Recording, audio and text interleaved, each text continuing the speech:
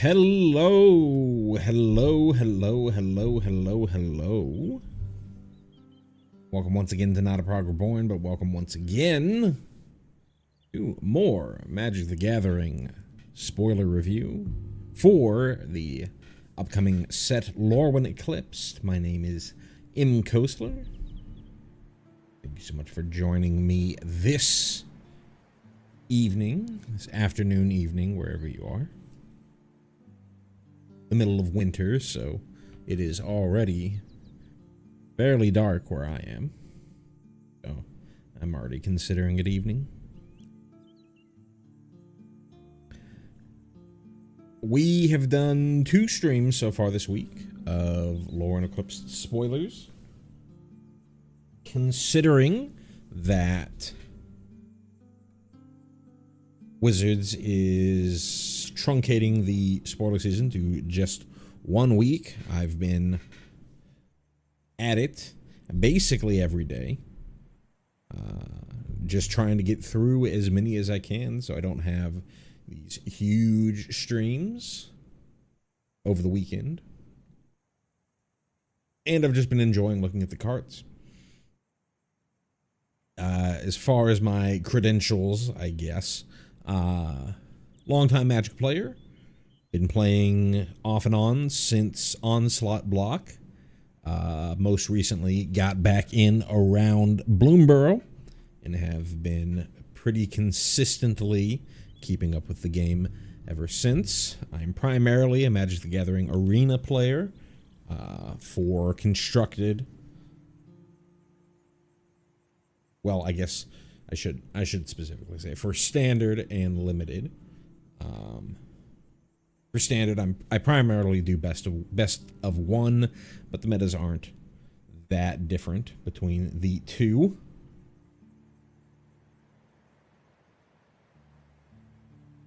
Fairly consistent Mythic player in Constructed, and last season I decided to shoot for Mythic in Limited for the Avatar: The Last Airbender set, and went and got Mythic in Limited as well. So I will be primarily doing my card review and my card evaluation based on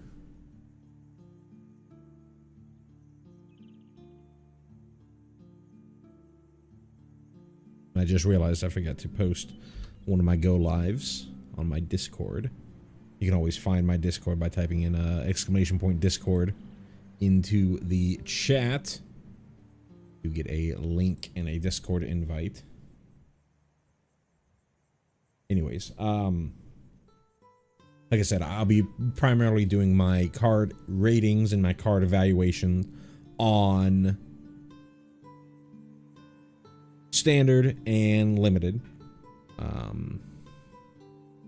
I do play a bit of Commander.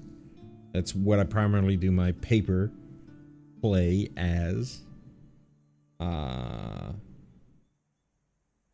But I'm not a great evaluator of Commander, and I don't think that Commander really provides a critical eye to a card. You can kind of do, considering how wide-ranging Commander is on how try-hard you want to be, how casual you want to be.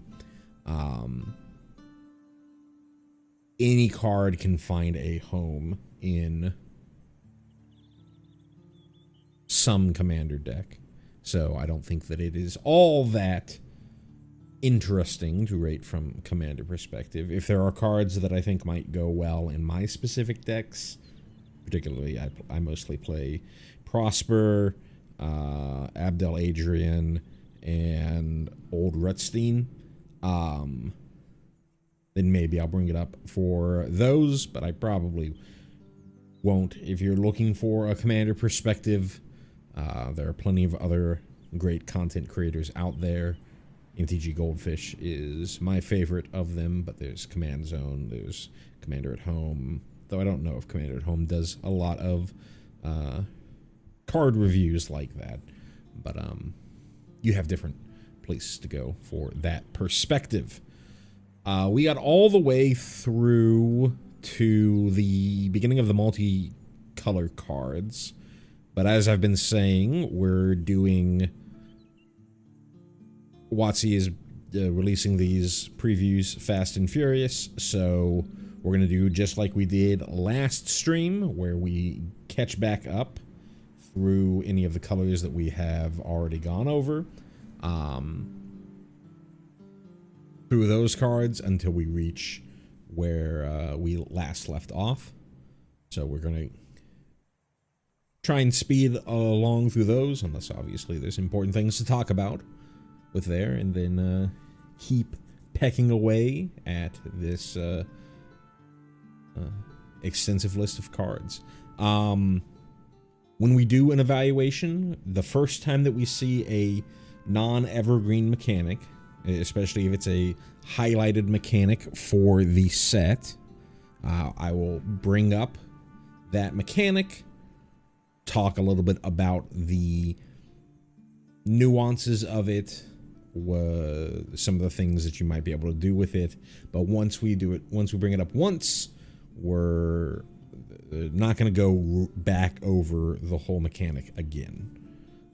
So given that, let's go ahead and get started with Bark of Doran. For 1 and a white, we have an artifact equipment at uncommon. It has an equip cost of 1, and equipped creature gets +0/+1, and as long as equipped creature's toughness is greater than its power, it assigns combat damage equal to its toughness rather than its power. This is fairly obviously a play on a very beloved card from the original Lorwyn block way back in the day, during the Siege Tower. One of, I think maybe the first creature that had this whole assign combat damage based off of toughness rather than power. Very popular in Commander. There's been many other commanders that have added that effect. Arcades, probably the most popular one, but I think they even did something like that in Tarkir Dragonstorm. As far as standard playability, don't really think so. I don't think there's much other support for something like that. There's toughness matters support in things like, can't remember the name of it. It's some tortoise, like Great Shell or whatever, but that's on ETB, not on not, changing somebody if somebody's power or if somebody's toughness becomes greater than its power. So I don't know if there's really anything going on here from a standard perspective.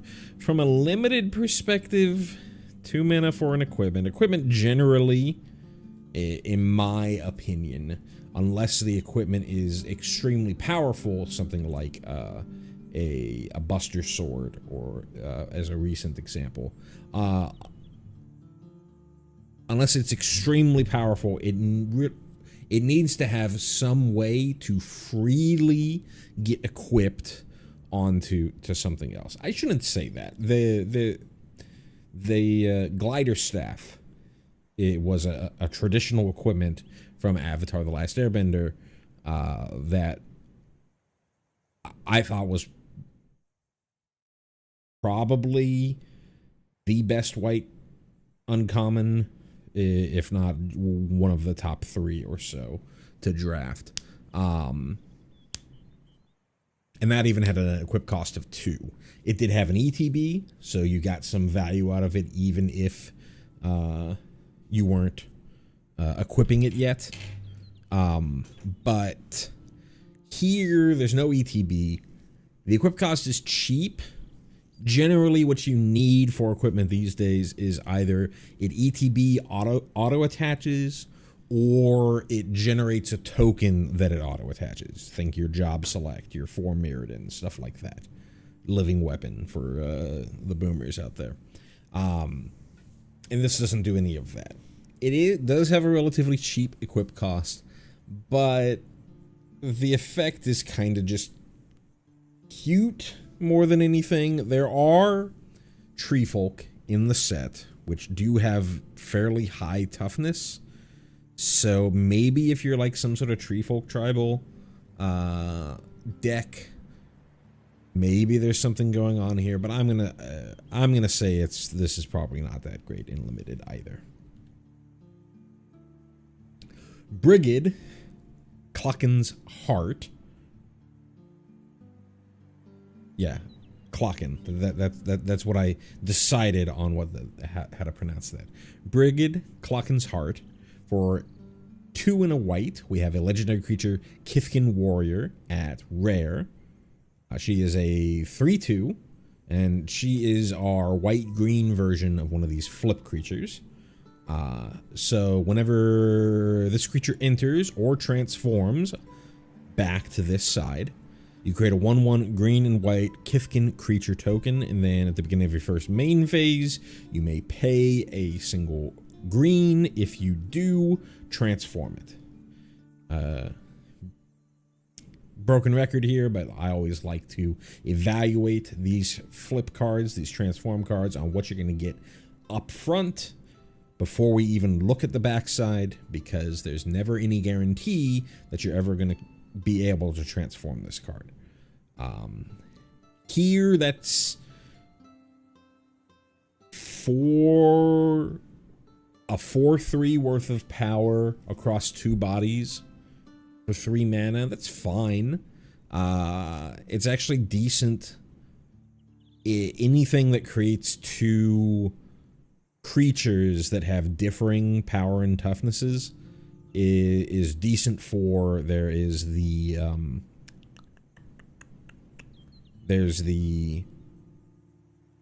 Collector's Cage decks that have been tier 2-ish in standard. They've kind of gotten their lunch eaten by all the Badger Mole stuff going on. You kind of can just do a lot of the cheaty things that you needed to do with Collector's Cage just by straight up casting your spells these days.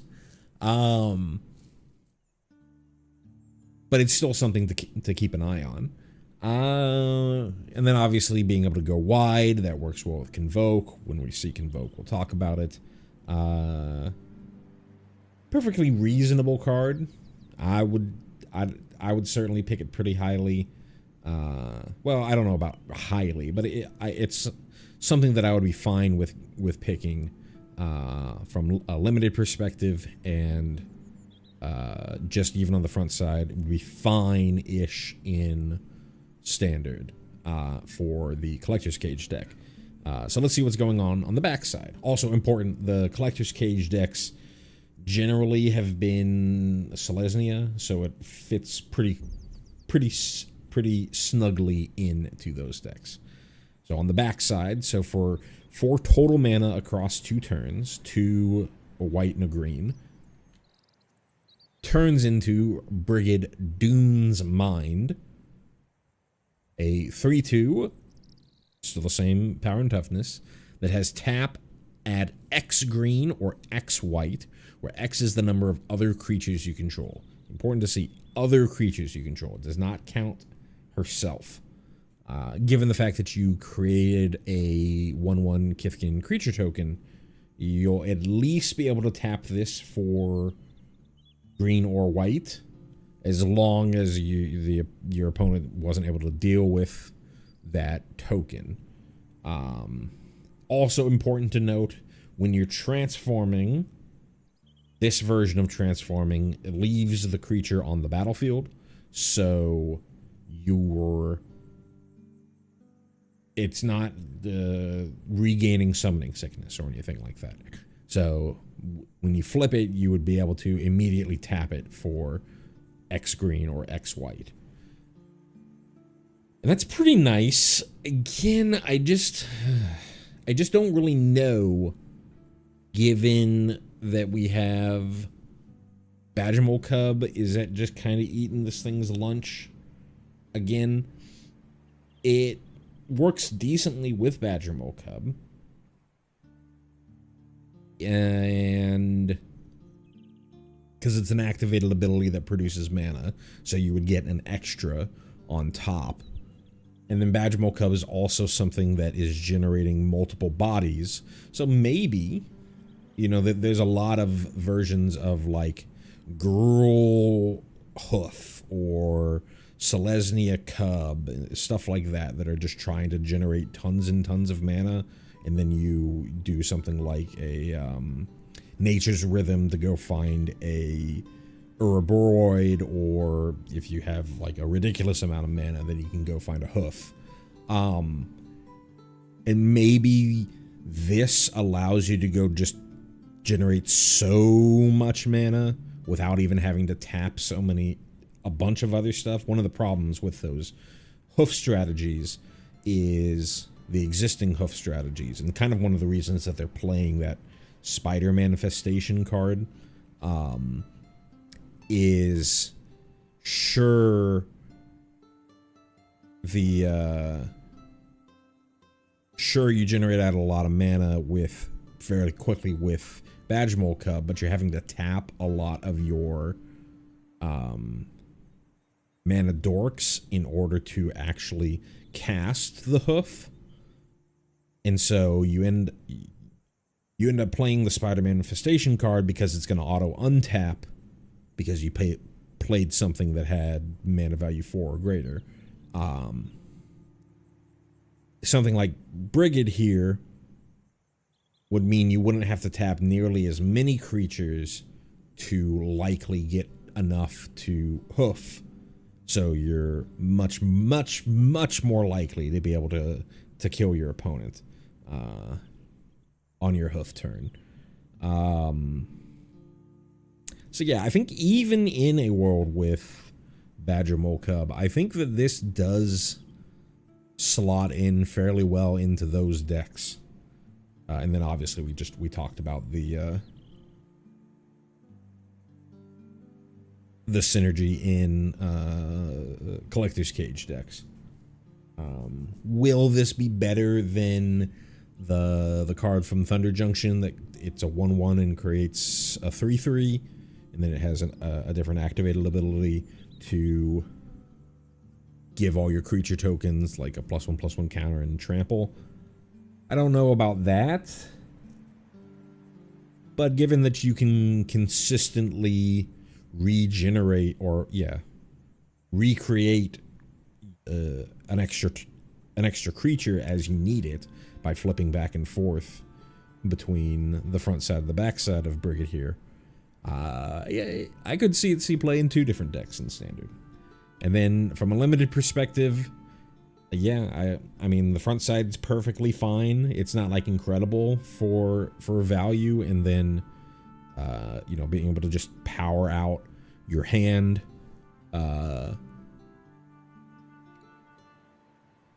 is perfectly fine as well. So yeah, I think it's a pretty good pick in limited and has Standard potential. Clocken Festival is up next.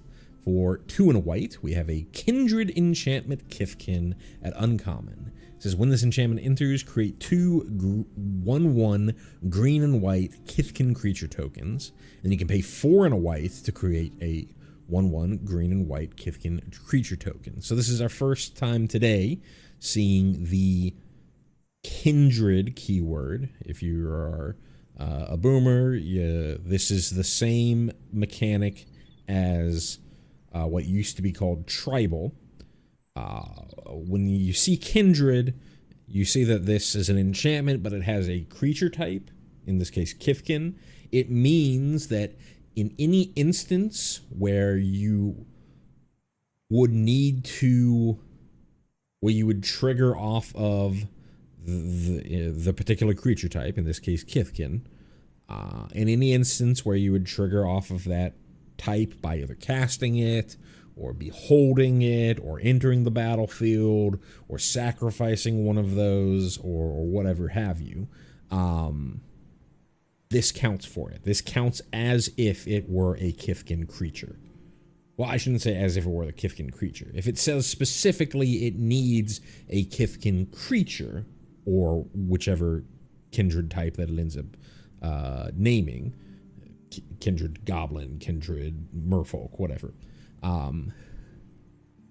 Then this wouldn't count for that. But they're typically written as like whenever you sacrifice a goblin, whenever you play a Kithkin, behold a Kithkin, you can have this count as it, even if you don't have a creature version on there. As far as this goes, 3 mana for 2 1/1s, a little below the curve, I think, even from a limited perspective, but being able to just spit out continuous Kithkins later in the game kind of becomes inevitability. Your opponent really needs to deal with this, or you're almost certainly going to win the long game. You're giving yourself tons and tons of time chump blocking with these if you have to, and if it's a stalemate or whatever, then you can just build up an army, you know, for your opportunity to then, you know, do an overrun or something like that. So I think this is going to end up being okay.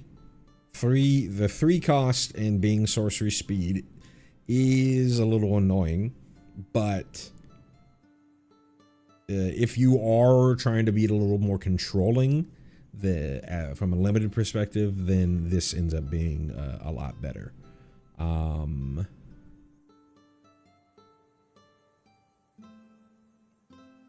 Yeah, and this is not a standard level card. So, Clocken Festival. Gold Meadow Nomad is up next. For a single white, we have a creature Kithkin Scout at common. It is a 1/2 that you can also pay a single white and exile this card from your graveyard to create a 1/1 green and white Kithkin creature token. Activate only as a sorcery. Honestly, an interesting card.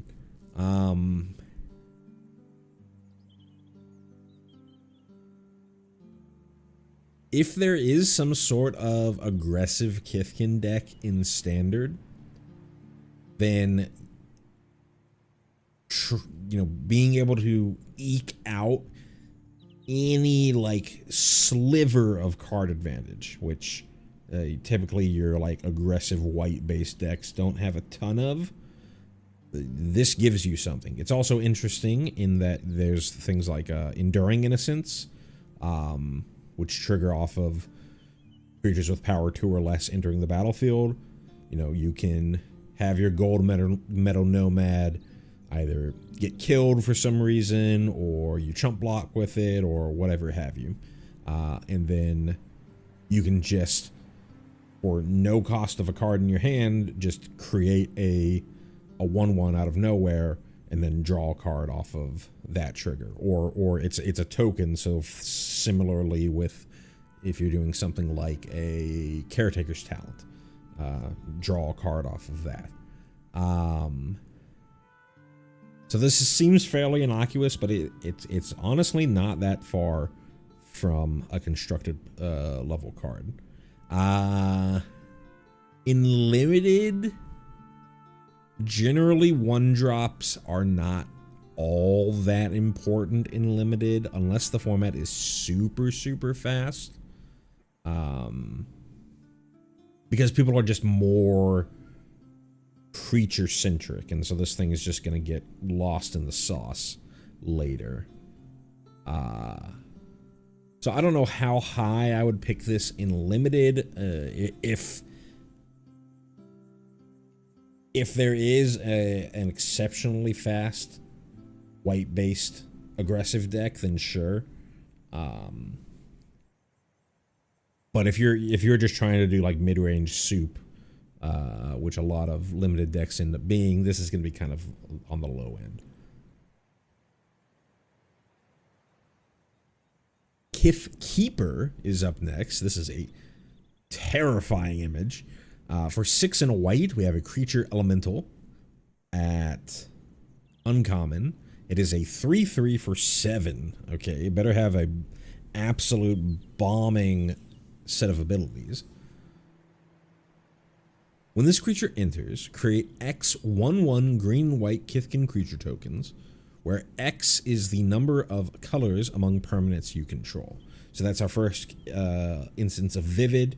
Basically already tells you everything about it. When you see Vivid, you know that whatever this ability is going it's going to be based off of the number of colors that you have. If this is the only creature, the only permanent on the battlefield, important to note, lands with, even though they, you know, there's a forest and a plains or whatever, and they tap for colors of mana, lands themselves are colorless. So if this is the only thing that's on the battlefield, only permanent on your side of the board on the battlefield, you would just have one color for this ETB. If they remove it in response, then you would have 0 and you would get 0. So just keep that in mind when you're thinking about this card. And then tap 3 untapped creatures you control. This creature gets +3/+0 and gains flying until end of turn. Geez. Okay, so 7 mana for a 3/3. When would I think that this is fine? If I had, let's see, if I had one other color on the battlefield, not one other non-white color on the battlefield. 7 mana for 5/5 worth of stats. But I wouldn't even be able to activate this. I guess if that other thing was a creature, but if it was like an enchantment or something, then I don't get much going on there.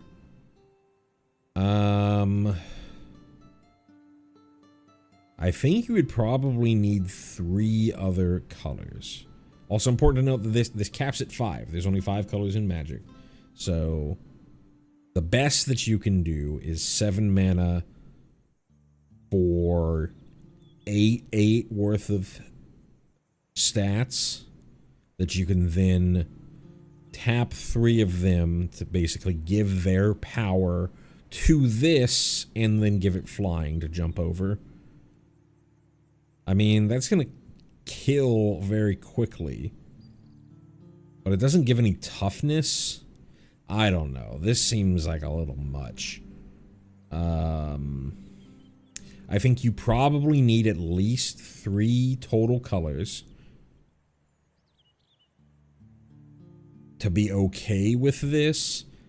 I think you really want to have 4, at which point you're like having to likely draft. Well, I shouldn't say that, because there are hybrid color cards, so maybe you can get away with having a bunch of colors on the battlefield without having to make your deck so incredibly wild in its mana base. But still, if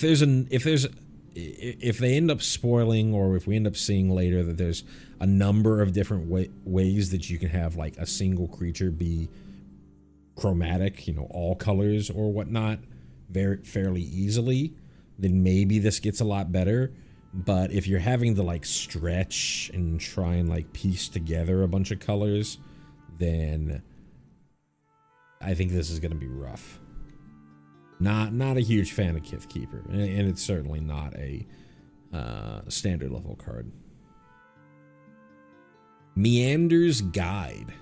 For 2 and a white, we have a creature, Merfolk Scout, at uncommon. It is a 3/2. It says, whenever this creature attacks, you may tap another untapped Merfolk you control.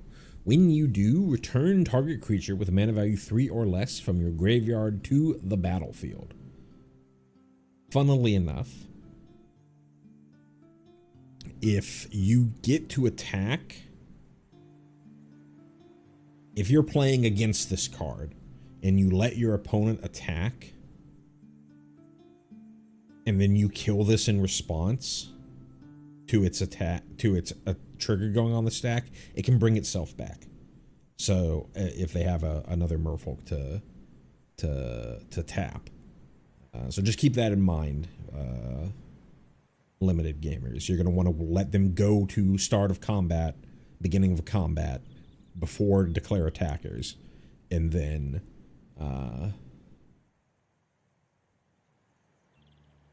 make your decision on whether you want to kill this then. But I think this is pretty good. 3 mana for 3/2. It's already, you know, decently statted. 2 toughness is a little rough, but it's decently statted. You get this late. You can just start bringing your buddies back.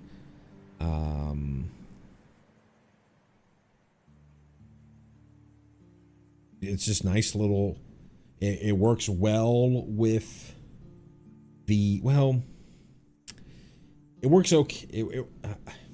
Maybe I'm overvaluing this, because 2 toughness does mean that it's likely only ever, unless you can do a lot to protect this, it's likely only ever going to be able to do its thing once, which might be good, might be fine.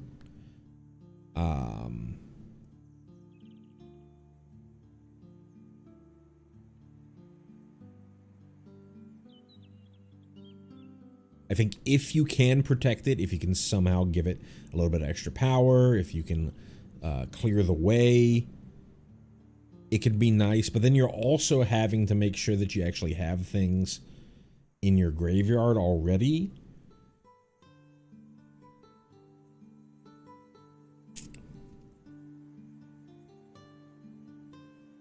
Maybe I'm seeing... Maybe my initial impression is looking at this card from, like, the best case scenario. And at the worst case scenario, this is the only thing that I have. I don't have another merfolk on the battlefield. It's a 3 mana 3/2. I drop another merfolk, attack with this, basically trade 3 mana for 3 mana.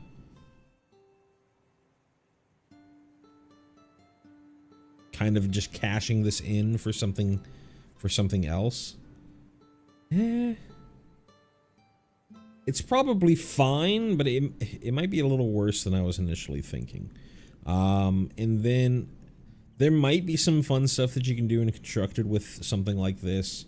White typically is not the merfolk color, so I'm not so sure that the, like, tier 3 merfolk deck that's kind of just like laying around from Lost Caverns of Ixalan, that was Simic. The mana base is going to be so much easier to do, to splash or to be fully banned or even just splash for this.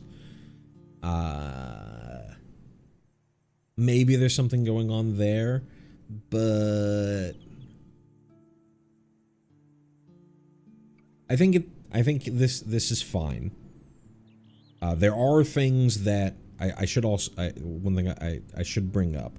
There are creatures that care about that trigger when they are tapped. So if you have things like that, like maybe 2 streams ago, there was, I don't remember the name of the creature, but it was like a bear that a 2 mana 2/2 that when it becomes tapped you gain 2 life. And I think it was a merfolk itself. And so a little bit of synergy going on there. I think merfolk, I think that's kind of the synergy that merfolk have. There's also like a looter. When it becomes when this creature becomes tapped, draw a card, then discard a card. So perhaps that's something that you can get going. It's also important to note that this is a 2-part trigger, so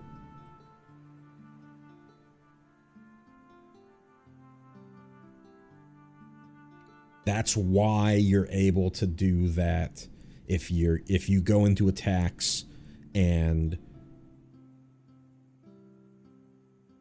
your opponent then shoots the Meander Guide while this first part of the trigger is on the stack, then you would be able to get the Meander's Guide back, because you had to first decide whether you wanted to tap or untap, or sorry, tap an untapped Merfolk that you have before you have to make your target. Anyways, I think it's fine. I initially was about to say that this was a great card, but fully evaluating it, 3/2 is really the big issue here. I think you're only going to be able to cash this in once. And you kind of got to navigate to a position where you actually have creatures of mana value 3 or less in your graveyard, have an extra Merfolk lying around, and the thing that you're getting back is valuable. So just keep all that in mind when thinking about this card.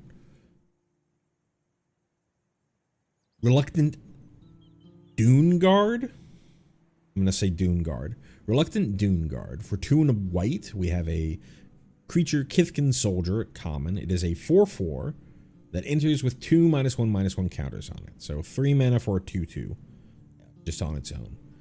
And this says, whenever another creature you control enters, while this creature has a -1/-1 counter on it, remove a -1/-1 counter from this creature. I believe... Yeah, I believe last stream, I'm trying to make sure that I'm not getting things mixed up. I believe last stream we saw like the green 2-drop. There was like a 6/6, but had like 5 -1/-1 counters and had the same ability. I think that one was pretty good. 3 mana for a 2/2. You play, if you go 2-drop, 2-drop,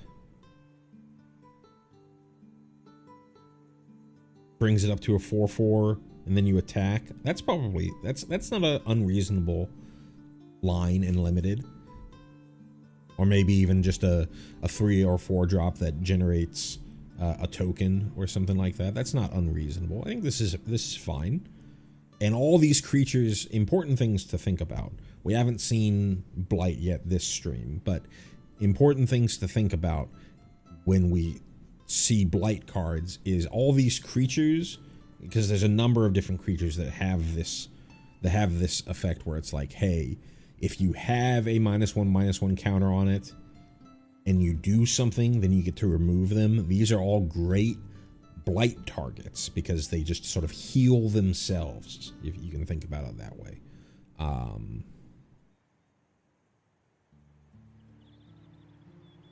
So yeah, at common, this seems fine. This seems great. Well, I shouldn't say great. This seems fine. Turn 3, play this. Turn 4, 2 drops. Immediately attack for 4. Seems like a pretty good aggressive curve. So yeah, Reluctant Dune Guard. Down Guard? Down Guard. Like Town Guard. That sounds right. Slumbering Walker is up next. For 3 white. We have a creature, Giant Warrior, at rare. It is a 4/7 that enters with 2 -1/-1 counters on it. At the beginning of your end step, you may remove a counter from this creature. When you do, return target creature card with power 2 or less from your graveyard to the battlefield. A lot of important things to think about with this card. So just like with the other one, this is a good Blight target. It just consistently has a way to remove the -1/-1 counters. And here you're getting a lot more from removing those counters than you were from the common. I mean, obviously we're dealing with a rare instead of a common. Other important thing to note with this is that you're returning a creature with power 2 or less from your graveyard to the battlefield. So if you can find high mana value creatures with low power, always in forever until the end of time, I think. The prototypical example is a card that's not in standard, thank God, called Agent of Treachery. It's like a 7-mana 2/3. When it ETBs, you gain control of target permanent. But think about things like that. We talked about with Meek Attack last stream. Think about creatures that are 0/0s, that have some ETB that gives them +1/+1 counters or whatever, to bring back here.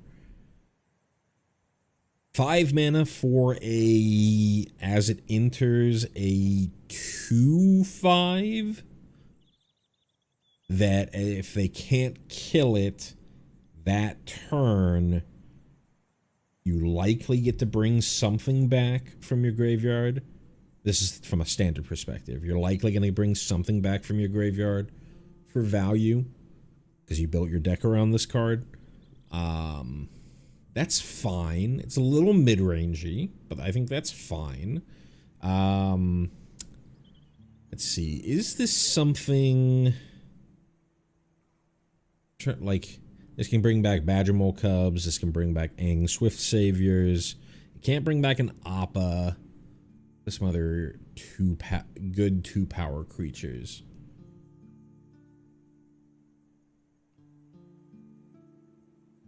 I think Badgermole Cub, Aang Swift Savior are the biggest ones I can think of, but I'm sure you can do a Scryfall search for creatures in Standard that have power 2 or less and find the ones that are important. Bring back Deep Cavern Bats and whatnot. In Limited, I think this is an absolute bomb. Huge toughness, so you're going to be able to eat as much blight as you want.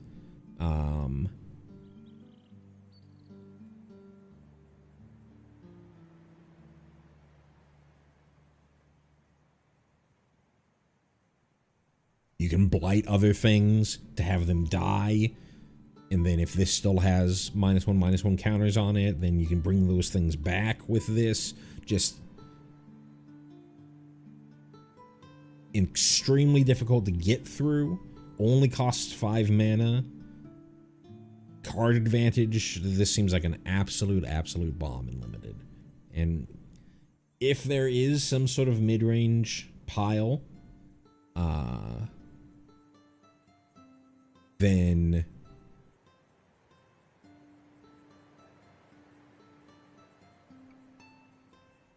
this seems like a fun card to try out in some sort of like green-white or black-white mid-range soup deck. Try to eke out card advantage. Slumbering Walker. Big fan of this card. Spiral into Solitude. For 1 and a white, we have an enchantment aura at common. It's an enchant creature. Enchanted creature can't attack or block. And then for 1 and a white and blight 1 and sacrifice this aura, exile the enchanted creature. So this is our first actual instance of blight, so we can actually talk about what that means. To blight X, in this case 1, put X 1 -1/-1 counter on a creature you control. Important thing to note, I didn't realize this until the second stream. When you're blighting, when it says blight X or blight in, you have to put all in of the counters for blighting on the same creature. So that's how it reads. Put in -1/-1 counters on a creature you control.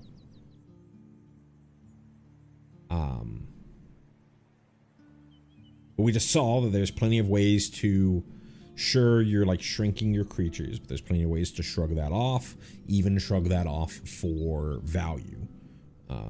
We saw that on the rare, but if you've watched any of the other streams, there's other things out there at lower rarities that allow you to shrug off the blight for for additional value. This is very similar to the blue card, the 1 in a blue card that taps the creature and they can't gain counters. This one though doesn't allow or doesn't prevent your opponent from just blighting the pacified creature with this card. So you have, if they look like they're about to do that, then you're gonna have and you want to prevent that from happening, then you're gonna have to use the activated ability to get rid of it. Also important to note, it is not target. So when somebody says, okay, I'm going, if somebody goes, okay, I'm going to blight, you have to decide without knowing which creature that they blight to do this. You can stop, you can say, okay, I'm gonna, if you have one of these on the battlefield and your opponent goes, all right, I'm gonna blight. They have something that, you know, blights on the beginning of combat, or they have a spell that has an additional cost of blighting. They go, okay, I'm going to blight. I'm going to pay the blight cost. You have to make the decision, hey, do I want to cash this in? Are they going to put it on? Are they going to put the blight counters onto this thing? Before you actually know that they're going to do it. In Arena, you're going to realize that quickly because it's going to do it for you. But when you go to your pre-release, I think you're going to have to make sure both you and your opponent understand that that's how that works. So I'm not sure that this is as good as the blue one. Generally, you see these pacifisms are just in white. And like there's like the lockdown versions in blue that are generally more expensive. This one's in this set, the blue one's the exact same cost, and the white one doesn't allow your opponent to not use it as a blight holder.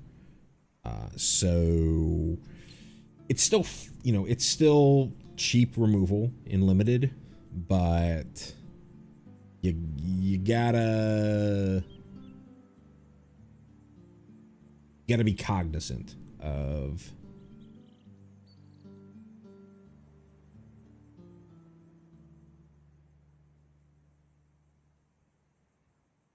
you gotta be cognizant that this can happen.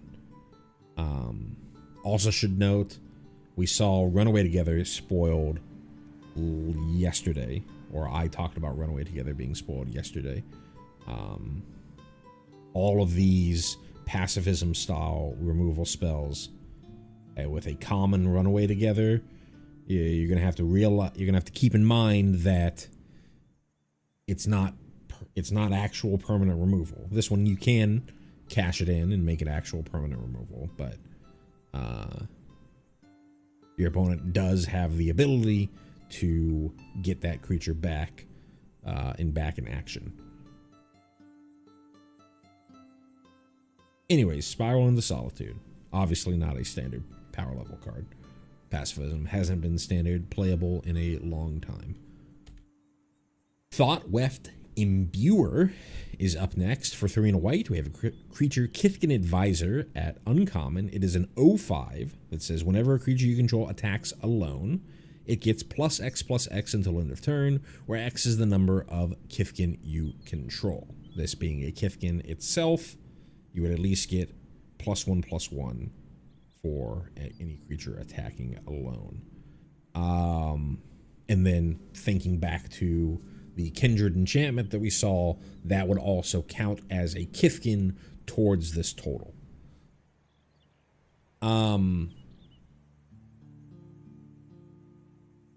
So I guess the current set, Avatar: The Last Airbender, there's a card called Team Avatar, which reads very similarly to this. And I was pretty high on Team Avatar as an enchantment at the start of TLA draft. I played with it a number of times, and it could win some games, but often you ended up in this weird scenario of, okay,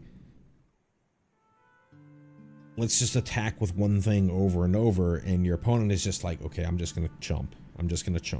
And there was enough token generation and cheap creatures and whatnot that they were able to, because it didn't give any sort of evasion or anything like that, your opponent was able to sort of survive long enough until they found a way to get out from underneath the rock of Team Avatar. I ended up with Team Avatar had the buyout of you could use it as removal from your hand. This is only the enchantment side of Team Avatar. It's also a creature, so it's a lot easier for your opponent to be able to interact with.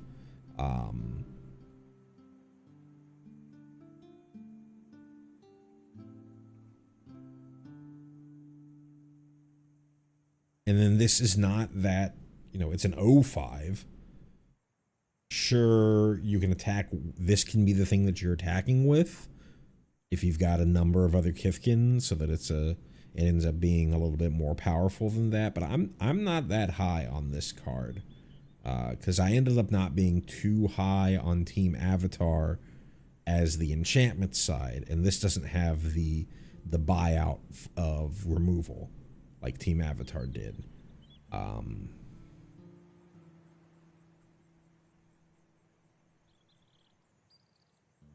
Plus here it's specifically Kithkin, as opposed to Team Avatar, which was just equal to the number of creatures that you had on the battlefield. So unless you are very much in the Kithkin deck, you're going to have, the value is not even going to be quite there with Team Avatar compared to Team Avatar. Plus this is a 1 mana even more expensive. Sure, it's a great blocker, but ended up not being a fan.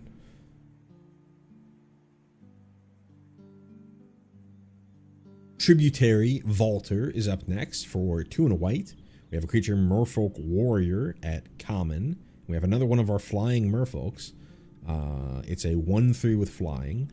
It says whenever this creature becomes tapped, another target Merfolk you control gets +2/+0. The dream, obviously, is to have, in limited, this being at common, is to have multiple of these, so they can give each other +2/+0. So you're attacking with 3/3 flyers.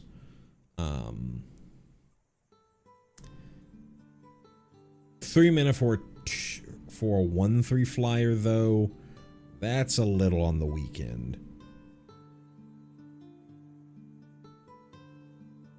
I'm not, maybe in a very aggressive deck, and obviously I think if you can get a ton of these in draft, then their stock goes way up, because they synergize well with each other. But if you end up just drafting one of these, then I would probably just leave it on the side for something else. Leave it in your sideboard for something else. Whew, that was a lot of white cards to start things off. I'm gonna get a little bit of a drink and we'll get on with these blues.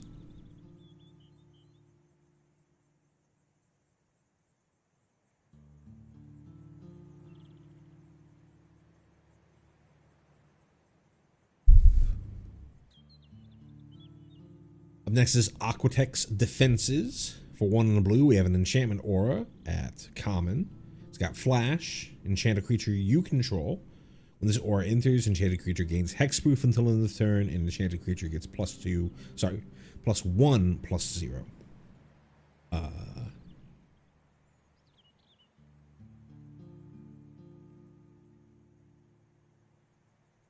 significantly worse, I think, than something like Blossoming Defense, which is also in this set, and definitely worse than things like Octopus Form or Magic Damper Enter the Avatar State, because it's double the cost. It was Octopus Form ended up being pretty good in Avatar because you could, you eventually got to a point in a draft game where, you had more mana than you knew what to do with. You had 5 mana and all you had was a 4-drop. And so you could just pretty easily navigate yourself into a position where you're still putting things onto the board while just leaving 1 mana open. So you're not taking that huge of a hit, that huge of a tempo loss. 2 mana, it's a lot harder. It's a lot more obvious as well that you're sitting there holding this up. You could kind of tell that your opponent would be holding up an It'll Quench Ya in Avatar because they'd be just constantly playing way off curve. And you're like, yeah, okay, I get it. And it's going to be the same thing with this. So I'm not so high on this. This is not nearly as good as Octopus Form, Magic Damper, Into the Avatar State, or even Blossoming Defense, which is going to be in this set. So yeah, not much else to say there. Flitterwing Nuisance for a single blue. We have a creature Fairy Rogue at rare. It is a 2/2 with flying, but it enters with a -1/-1 counter. So it's 1 mana for a 1/1 flyer. And then for 2 and a blue, and remove a counter from this creature. Whenever a creature you control deals combat damage to a player or planeswalker this turn, draw a card. I don't know. 3 mana to activate this.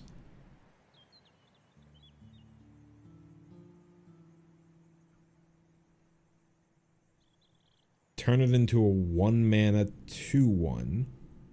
Sure.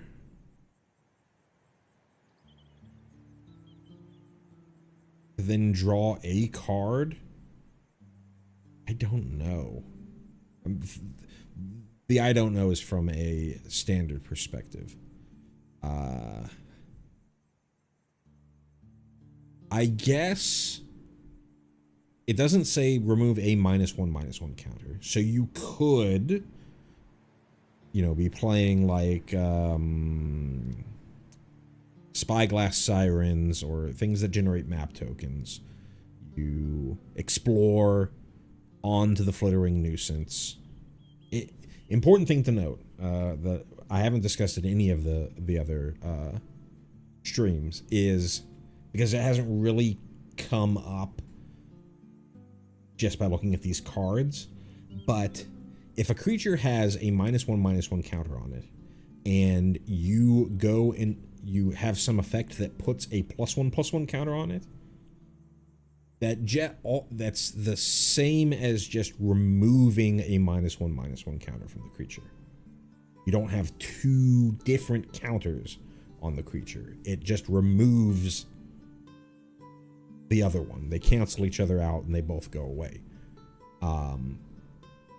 So that would mean the same on the other side. If you had +1/+1 counters on a creature and then you blighted onto it, you wouldn't get -1/-1 counters on the creature. It would just remove as many +1/+1 counters as necessary until either you ended up with no more -1/-1 counters, or you were blighting for too much, and then you just continue to add the difference. So all that being said, if you go turn 1 Flitterwing, the reason that I'm bringing this up now is if you go turn 1 Flitterwing Nuisance, turn 2 Spyglass Siren, create a map token, explore onto the Flitterwing Nuisance, all you did was and you didn't find the land, then you just removed the -1/-1 counter, which sure, it turns it into a 2/2 flyer, but then you don't have the ability to cash that in for the little loot effect. Oh, hold on. I was misreading this. I thought it was just you get a target. No. This gives you a one shot of Enduring Curiosity.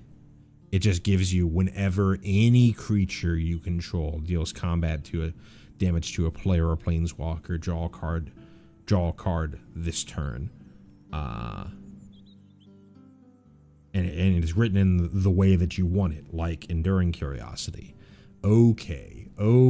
This is a lot better than I was thinking. I was like, God, that is a lot of mana to just give like the Sig ability, because I thought it was just exactly like Sig. But no, this is a one shot at Enduring Curiosity. This is a lot better than I was thinking. Yeah, there's plenty of decks that I could see play something like this. Your Dimir mid-range lists, maybe even like mono blue, Azorius. Yeah, there's plenty of decks that I could see playing with Flitterwing Nuisance, and you've got that threat of activation with it in combat. You can be like, okay, especially with something like Dimir midrange, where you're like, all right, I'm going to go to attacks with this and one other creature, and it's at 3 mana, and you have 3 mana open. Your opponent is like,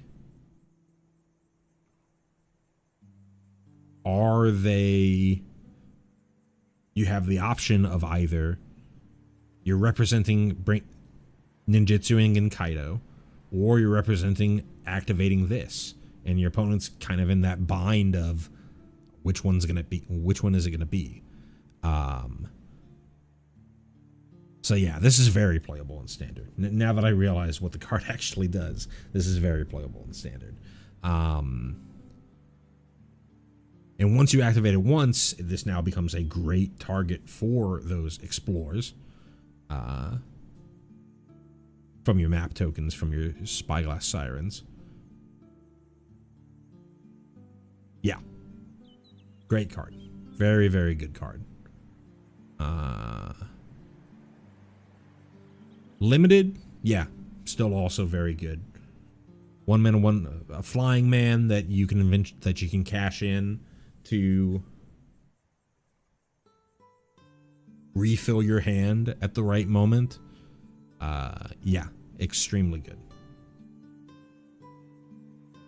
This is even written, I think, Enduring Curiosity is written in the way where it's only if you deal combat damage to a player. This is even written better than Enduring Curiosity, because you can, take your time to go after their Elspeth or go after their Kaito, and still get the card draw off of it. So yeah, this is definitely a player in Standard, and also going to be very good in Limited. Gravelgill Scoundrel. For 1 and a blue, we have a creature Merfolk Rogue at common. It is a 1/3 with vigilance, and whenever this creature attacks, you may tap another untapped creature you control. If you do, this creature can't be blocked this turn. A 1/3 unblockable, pseudo unblockable. Does have vigilance, which is nice. So you get in with your little poke. You sort of trigger your tap effects on your tap triggers on some of your other things, and then you can still use this as part of convoking, or just have it be there as a blocker against your opponent's other small things.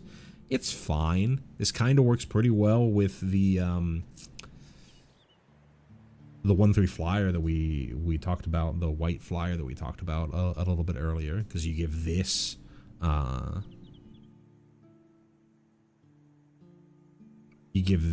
additional power. You'd have to have an extra,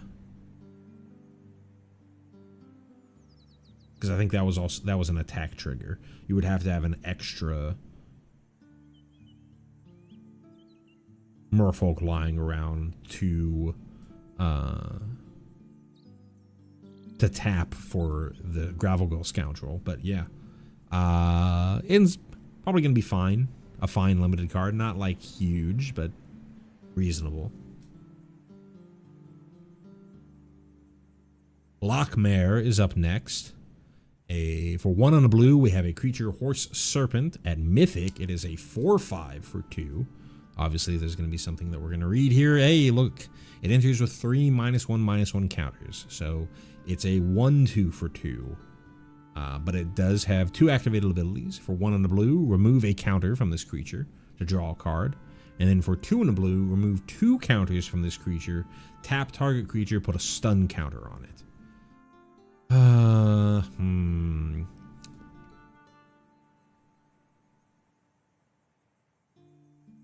2 mana for a 1/2.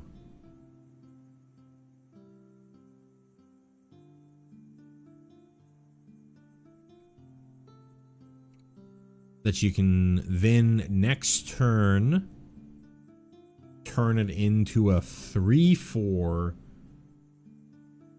and tap and stun away a blocker from your opponent.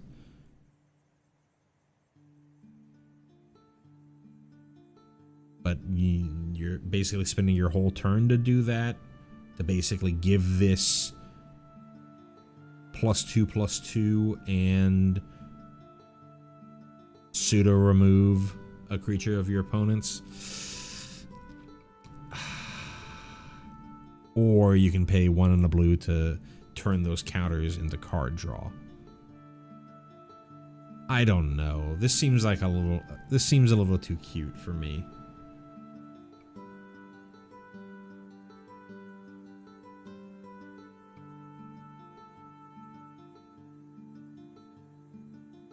It seems fine, sort of in a tempo-ish deck, but I think that you're competing against Flood Pit's Drowner and even things like Malcolm.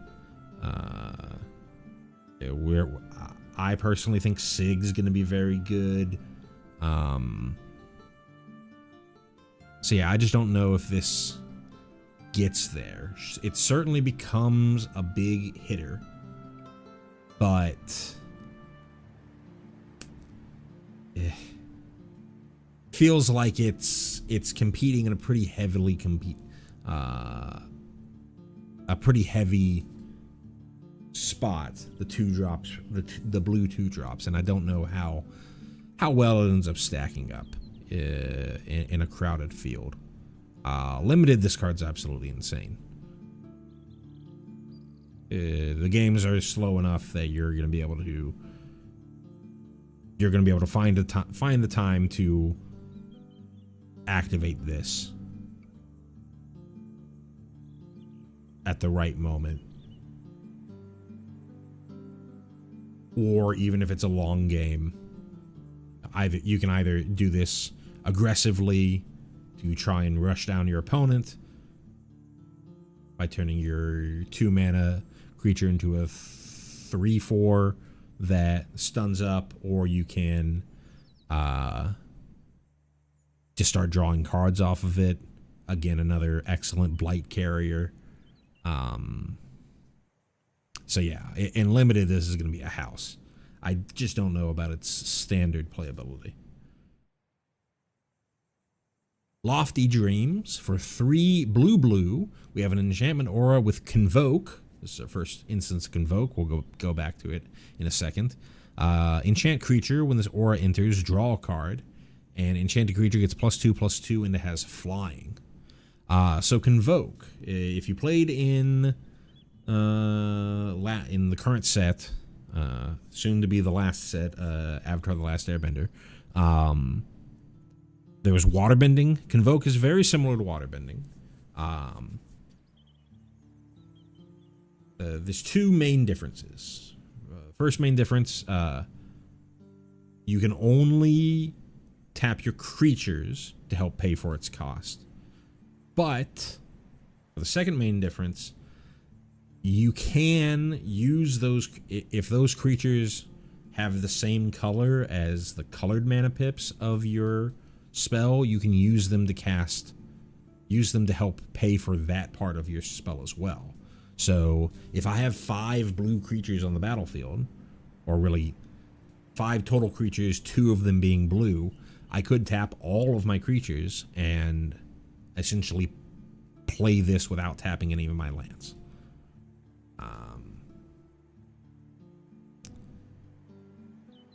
This was the original version of the waterbending effect. It went Convoke and then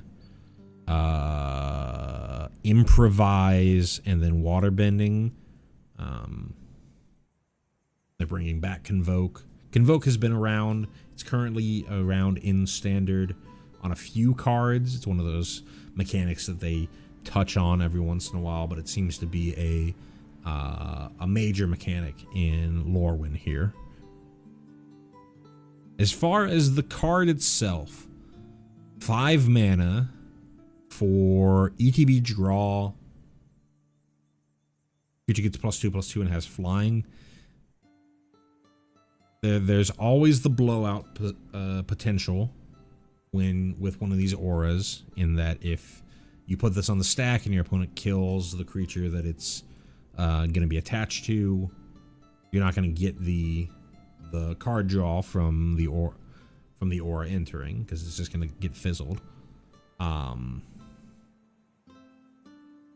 But this is pretty powerful.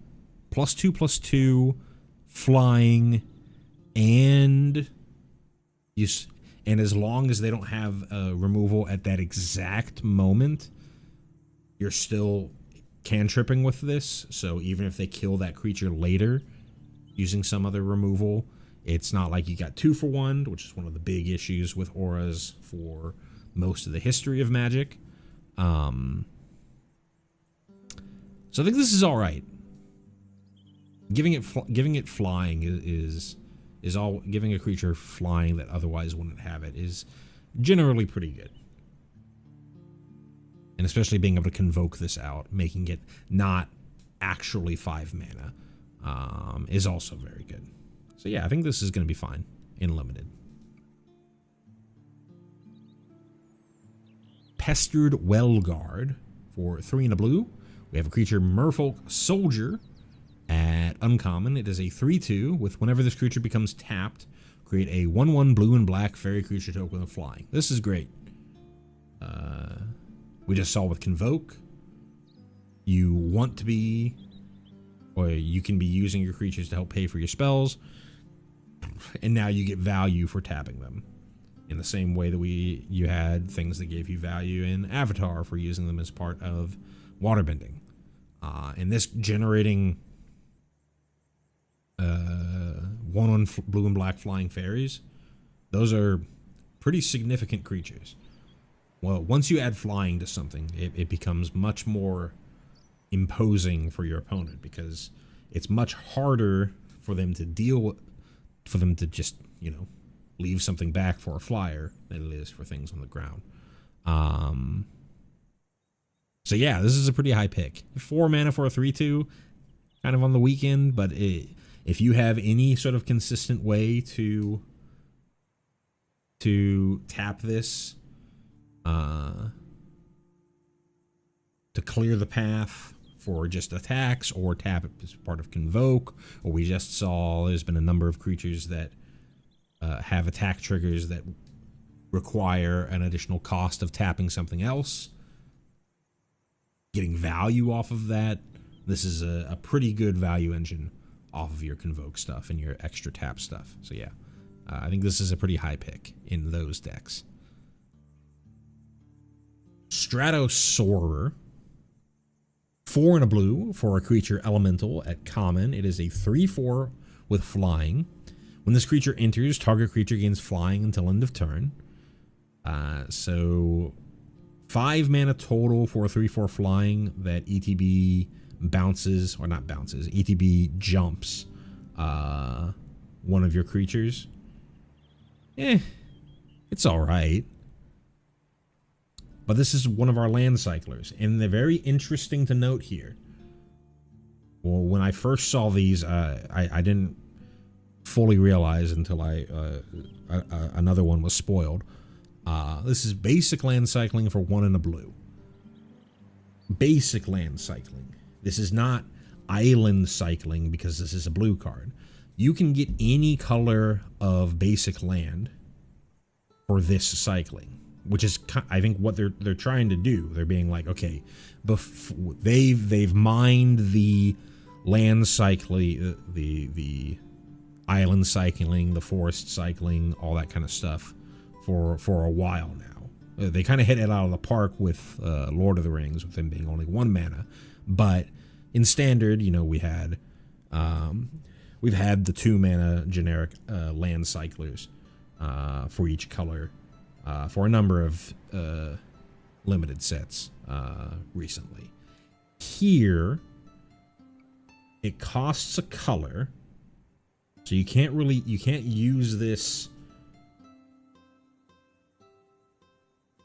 You need, what's the way to do this? You would need to really be a blue deck that is splashing some other color, as opposed to often what you would do with the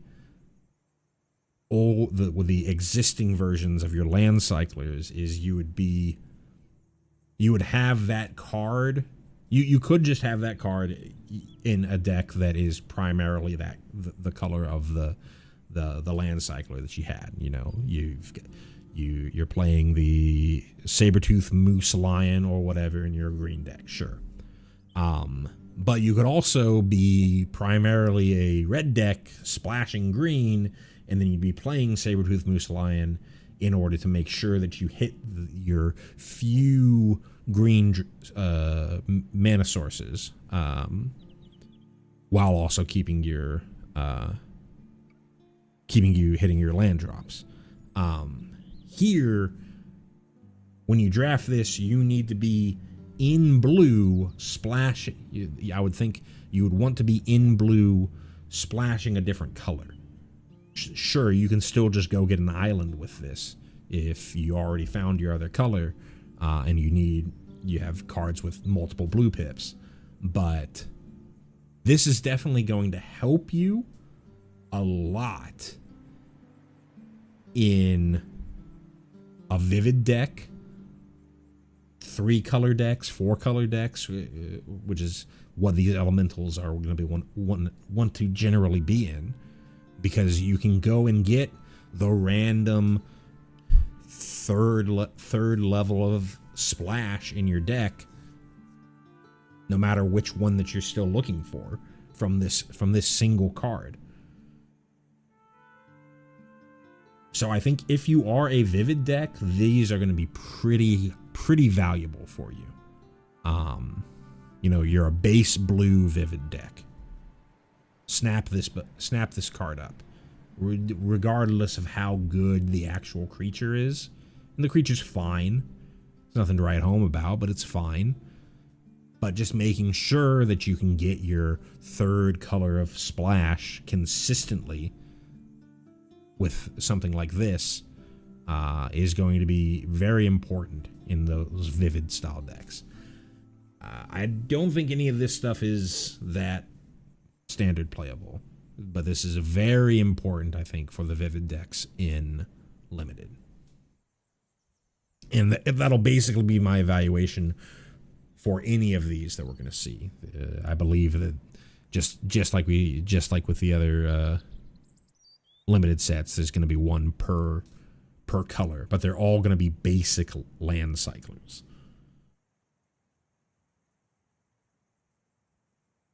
Tenufel Rhyme Speaker is up next. 3 and a blue for a creature elemental wizard. At uncommon, it's a 2/4. It says whenever you cast a spell with mana value 4 or greater, draw a card. This is a pretty good payoff for doing your elemental stuff. Elementals, which I think is the Izzet color pairing. Once this mana value 4 or greater thing going on, this itself already has mana value 4 or greater. So if you're chaining these together, You can get a lot of card draw, but yeah, this is what you want to be doing. The body's not all that great, but the payoff is spectacular. Not much else to say here. Wild Unraveling for 2 blue, so that is blue. You have an instant at common that says as an additional cost to cast this spell, blight 2 or pay 1 generic. Counter target spell. So we this is cancel if you have no blight targets, and then counter spell if you're able to actually blight something.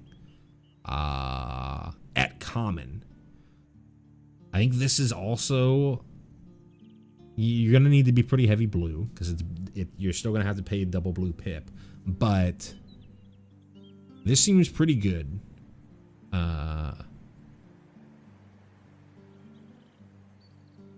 We've had versions. I'm trying to think. I had a gap between, let's say, Ikoria. No, it was Midnight Hunt. Oh no. It was Crimson Vow and Bloomburrow. So I don't know exactly where we are in that range, but there, way back in the day during like Fate Reforged, there was Silumgar's Scorn, which I thought was going to be like the greatest card in Standard, where it was essentially counterspell for, it was cancel or counterspell if you could pay some other cost. This is the same thing. They've moved that type of effect all the way down to common. Cancel is fine in limited. It's not great. Counterspell is better, but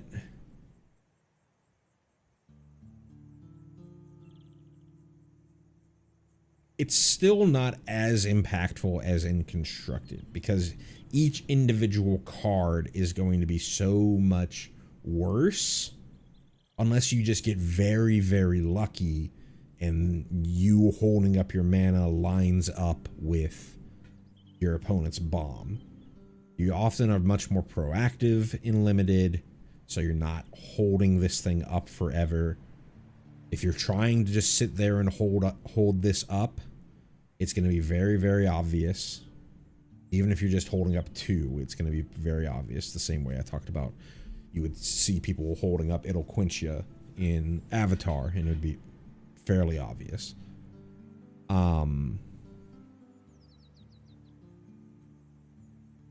And certainly if they're holding up 3,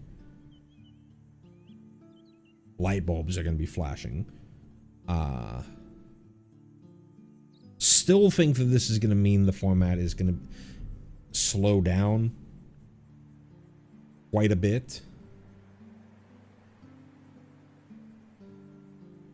given the fact that this is just at common.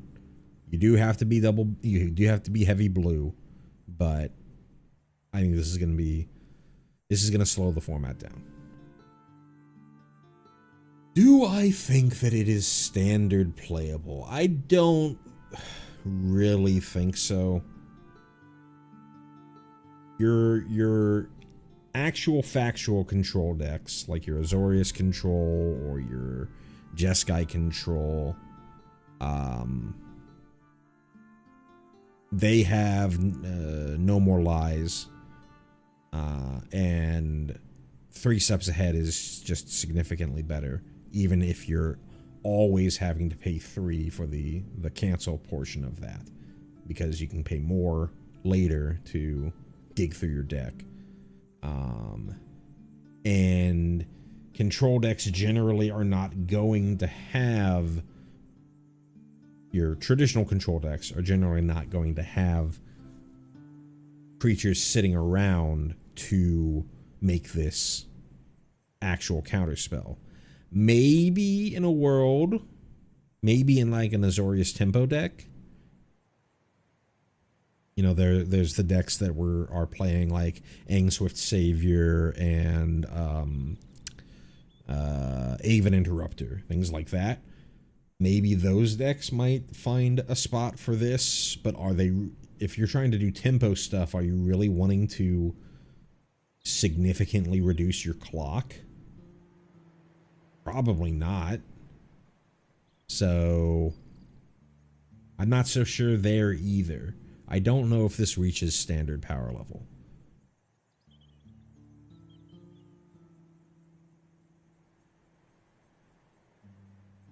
But I think it's going to be fine in the right decks, and will slow the format down in limited.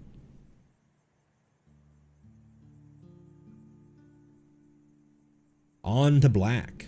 Auntie's Sentence. For 1 on a black, we have a sorcery at common. It says choose one.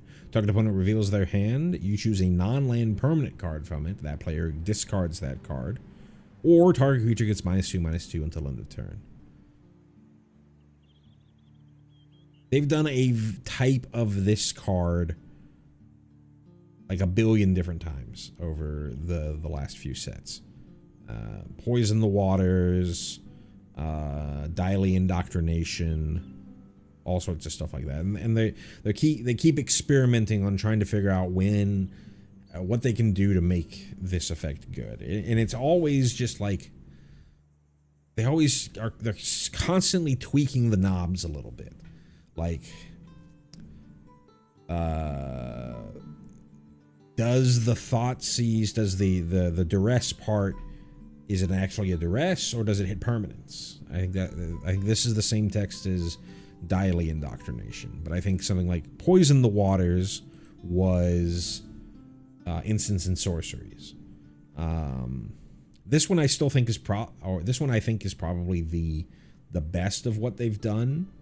Daily Indoctrination was close because you could use this to steal to make your opponent discard a non-land permanent, or create a 2/2 Earthbent land. Here it's, do I think that my opponent's holding on to some powerful creature, or should I just use this as, you know, removal for a small creature? I think that trade-off is much more interesting. I think you're mostly going to be using this for removal, but if you're maybe early on, like on turn 2, if you're on like turn 2 on the play, and you have an Auntie's Sentence in hand, you're gonna go bam, use this, make you discard your 2-drop or your good 4-drop or whatever. And then if you rip this later in the game, your opponent's probably not sitting there with a handful of cards. They're probably just playing to the board. So you can just use this to kill something of your opponent's. Don't think that this is like super premium removal. -2/-2 is for 2 is not the greatest, but it's fine.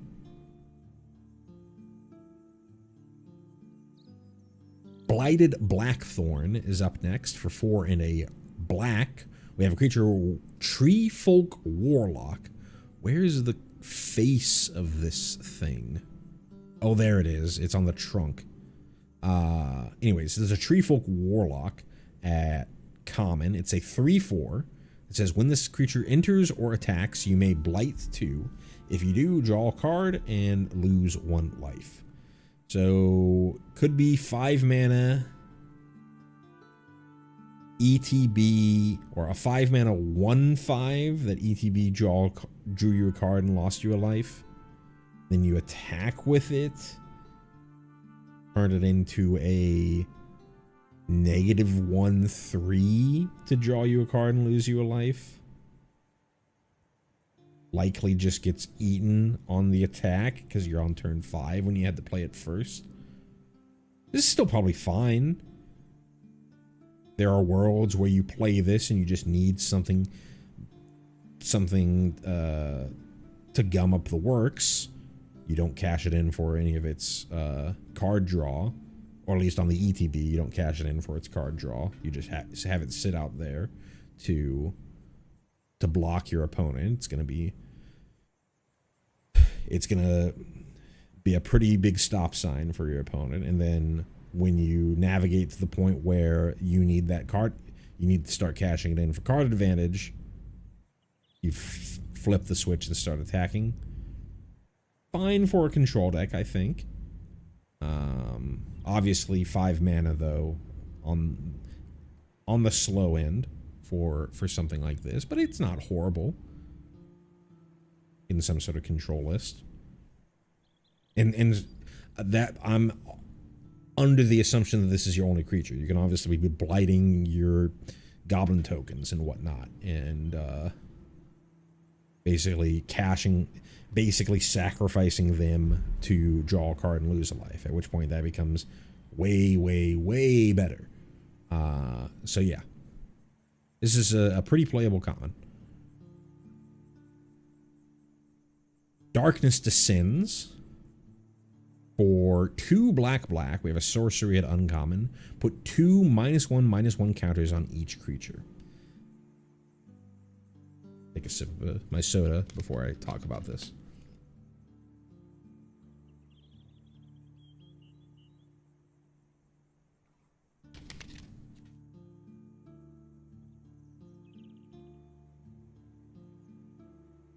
So they always put in 1 black.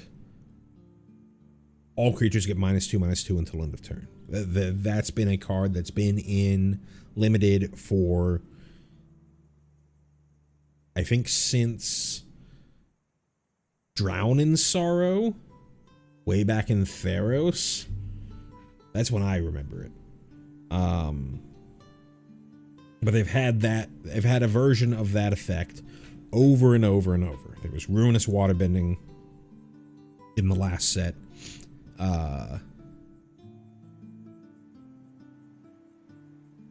It's been all over the place. You see people put that card in their sideboards to sort of fight aggro all the time,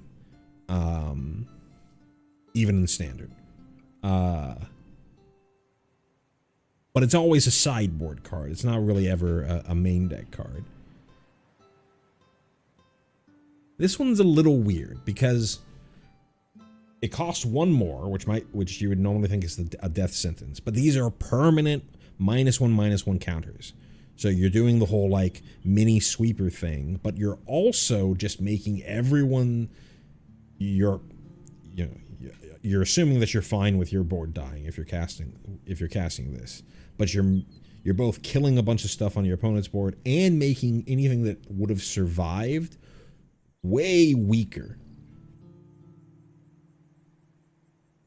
So, one of the issues with your Drown in Sorrows, your that 3 mana -2/-2 sweeper, was if your opponent had just like 1 or 2 3 toughness creatures, you felt like the card that you had, the cheap sweeper thing that you had, was blank cardboard. It's really only there if your opponent is go wide, highly aggressive. Here, I think you're fine playing this, even if your opponent is more mid-rangey, because you're potentially killing some things on your opponent's side, and you're buying so much time. Now, obviously, because -1/-1 counters are a theme in the format, it could still end up being a problem if your opponent has things that can shrug off blight. But just against a generic board, I think this ends up being pretty okay. It's not a full sweeper, but I think it's going to get the job done for a limited control deck 90% of the time. So I'm pretty high on Darkness Descends.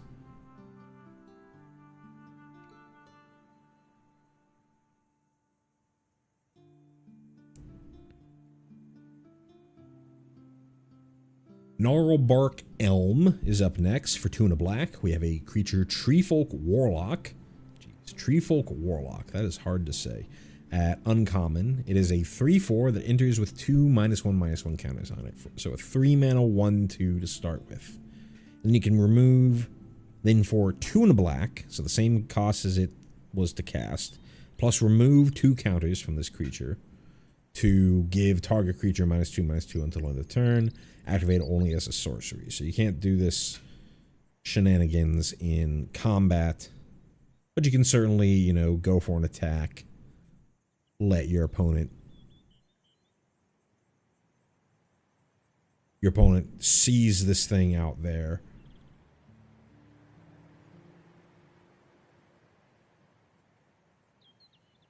Know that even if they block and kill your thing that you're attacking with, you get to use this to kill it off and then turn this into a 3/4.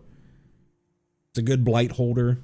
It seems fine. 3 mana is a little expensive for -2/-2, but the fact that you can do it over and over again if you're able to blight it up,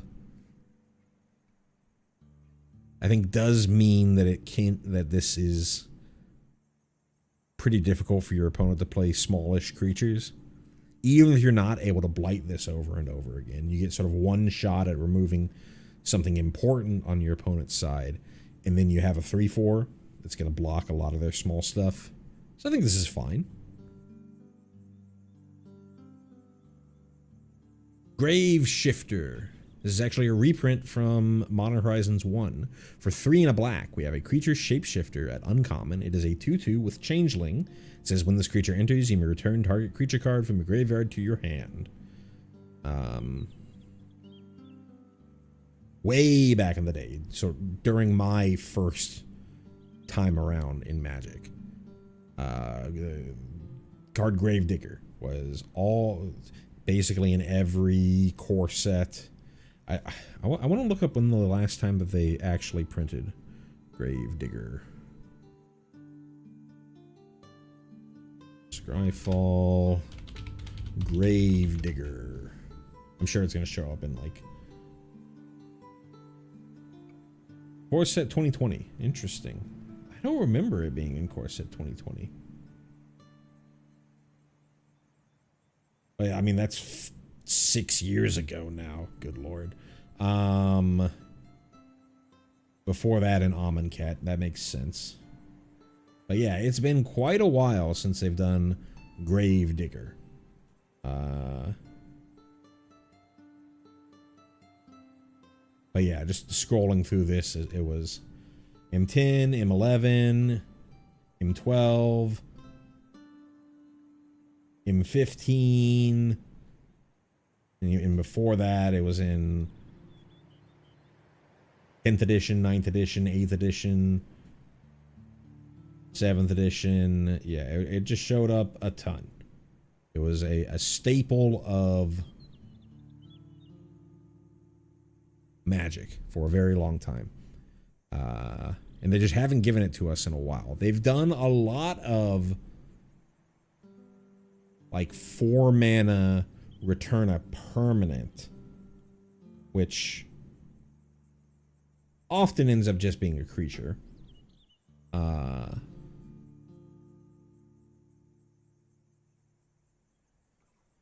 But they haven't given us Gravedigger. And they're basically just giving us Gravedigger. It's the same exact mana cost. It's technically not a zombie, but the fact that it's a changeling, it means it is a zombie. It's Gravedigger. It's the same power and toughness here. It's Gravedigger. And given that this set has the whole elf graveyard synergy things, I think this is going to end up being a pretty decent card. But yeah, Grave Shifter. Not much else to say here. Mud Button Curse Tosser. For single black, we have a creature Goblin Warlock at uncommon. It is a 2/1, so Savannah Lions. As an additional cost to cast this spell, behold a goblin or pay 2 generic. So if you don't have another goblin either in hand or on the battlefield, it actually costs 3. This creature can't block. Okay. When this creature dies, destroy target creature an opponent controls with power 2 or less. All right. That's nice. This card's great.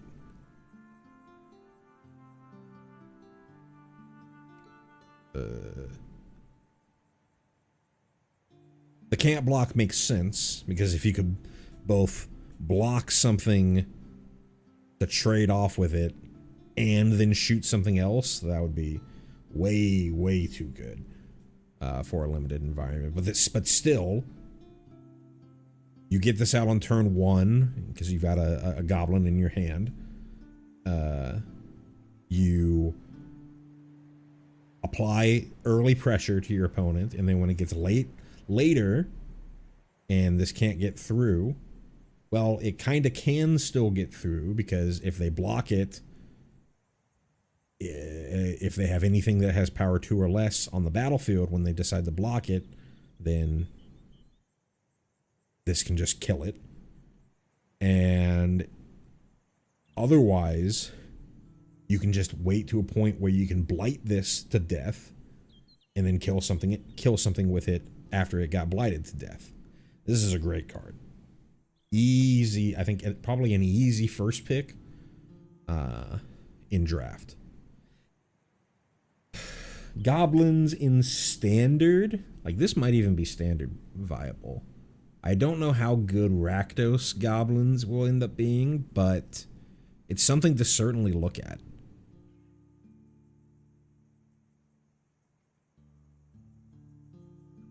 Yeah, Mud Button Curse Tosser. Nameless Inversion. Here's a reprint from the original Lorwyn block. For 1 in a black, we have a Kindred Instant Shapeshifter. It has Changeling. It's uncommon. And target creature gets +3/-3 and loses all creature types until end of turn. For the most part, this is removal. It's a Kindred Instant, so if you needed to behold a goblin for the Mud Button Curse Tosser that we just saw, and you have this in hand, hey, I just played my 1-drop and I have a removal spell for you. Generally, this is just removal, but in a pinch, this is a weird pump spell, as long as your creature has 4 or greater toughness. Important to note, if it was getting 4 or greater toughness because you had some Lord out, that's going to be a problem, because it's going to lose its creature types. But yeah, I think pretty premium removal and limited. I don't think that it's that playable in standard. There's nowhere to run, same cost, gets around ward. You know, all the fun there. So I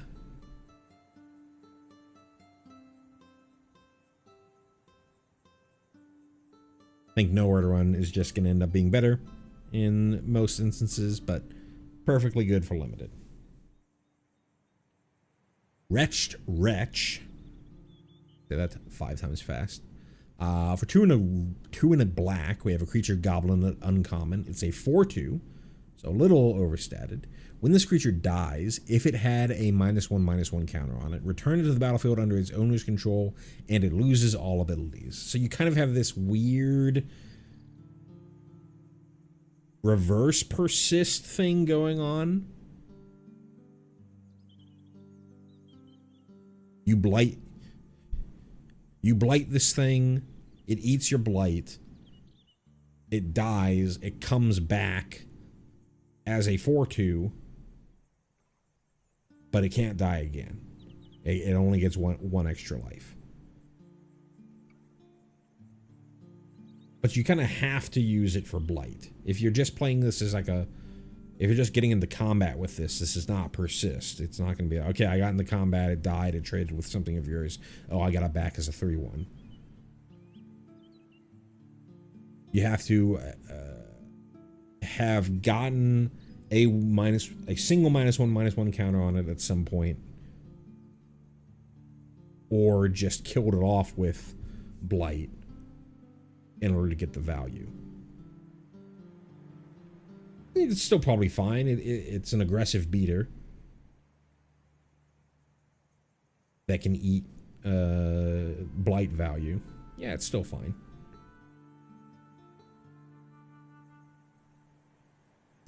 Scarblade Scout for 1 and a black. We have a creature Elf Scout at common. It is a 2/2 with lifelink. When this creature enters, mill 2 cards. Great. Great curve filler for your elf deck. Graveyard synergy, lifelink. Not much to say here, just a great curve filler. Unbury. For 1 and a black, we have an instant at uncommon. It says choose one. Return target creature from your graveyard to your hand, or return 2 target creature cards that share a creature type from your graveyard to your hand. There was something like this in Ikoria. Maybe that was like a reanimation spell. But I feel like there's been versions of this effect that are generally more expensive than 2 mana. I mean, there was Fight On, which is 3 mana. Return 2 creature cards at instant speed. Is it 2 mana? Return 2 creature cards at instant speed. They just have to share a creature type. I think this card's great. As long as you have any sort of reasonable deck around it, this is kind of just instant speed draw 2. You're gonna have to wait till later in the game to actually get the value out of it. It's not literally instant speed draw 2. You can't play the. Very unlikely that you're gonna be able to just play this on turn 2 and draw 2. Maybe if you're in an elf deck, you're able to mill yourself that fast. It definitely is very good in said elf deck, but even in like a goblin deck where you've been blighting things and putting them into your graveyard over and over, very often this is instant speed draw 2. So yeah, unbury. I think you're going to be very sad if you have to just do the Raise Dead, instant speed Raise Dead side.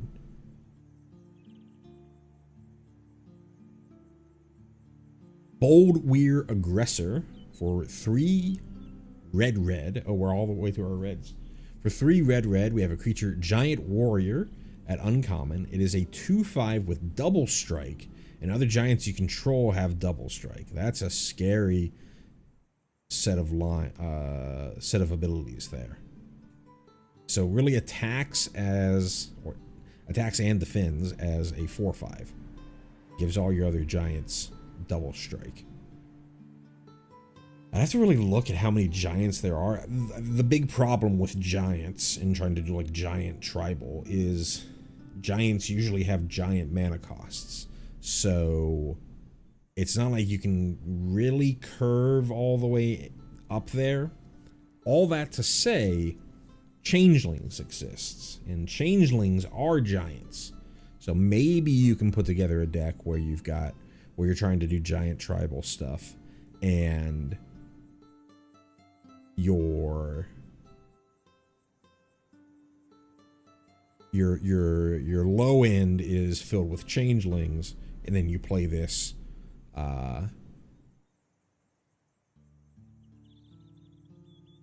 later to swing for almost certainly lethal at basically any point in the game.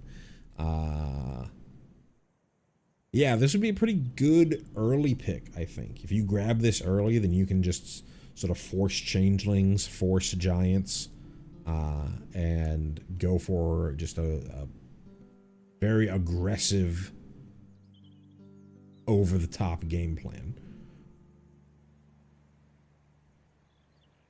Yeah. Bold Weir Aggressor. Don't think that it's got any sort of standard playability, but yeah, pretty good draft card. Enraged Flamecaster. For 2 and a red, we have a creature Elemental Sorcerer at common. It's a 3/2 with reach. It says whenever you cast a spell with mana value 4 or greater, this creature deals 2 damage to each opponent. Another pretty good payoff for your elemental deck. Play this on turn 3, play another creature on turn 4, dome your opponent for 2. This thing is just sitting in the back, stopping your opponent from getting their flyers over, and you're just doming them and doming them and doming them. At common, this is kind of scary at common, I think, because if you can get a bunch of these, again, you can start into the game pretty quickly. It was the same thing with the thing that every end step, if you put counters on creatures, domed your opponent for 2. This being at common means you're going to be much more likely to see this. I think the other one was uncommon, but it was also 1 less mana.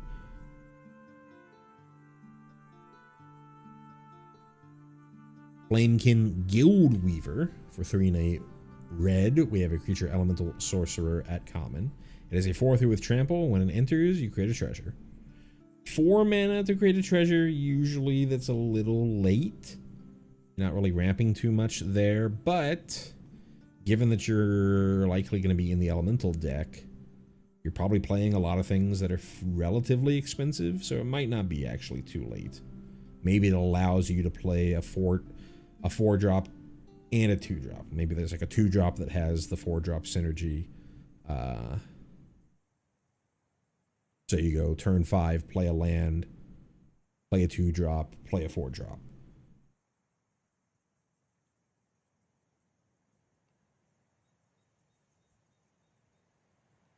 Not the greatest beater. 4/3, but does have trample, so it's a fine card. Gristle Glutton. Love this little guy. For 1 and a red, we have a creature Goblin Scout. I don't even know anything about it. I'm just looking at the art.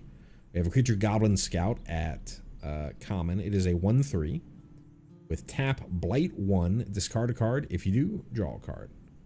So a Rummager. It's been a very long time since we've had just a straight up Rummager, and this isn't really a straight up Rummager because you have to pay a little bit of an extra cost of blighting things, but we've seen that you can certainly blight for value, so maybe you're not even down much with that. You can do it if you don't have anything else that you want to put the -1/-1 counters on. You can do it itself 3 times. There's no activate only as a sorcery thing. You can sit there and leave this up as a blocker, do it on instep, all sorts of fun. But yeah, I think it's a pretty good card. Kindle the Inner Flame. For 3 and a red, we have a Kindred Sorcery Elemental at uncommon.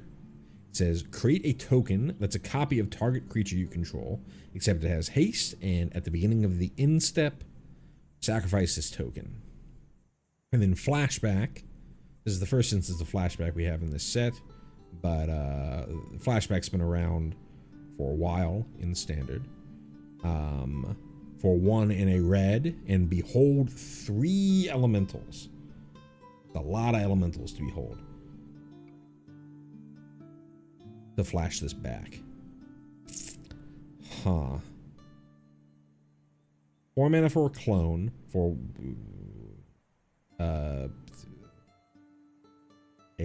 what you call it, an ephemeral clone. Can only target things that you control. The flashback is really the part that makes me think about this card's constructed viability. There's the Temur Battlecrier stuff that plays a lot of clone effects.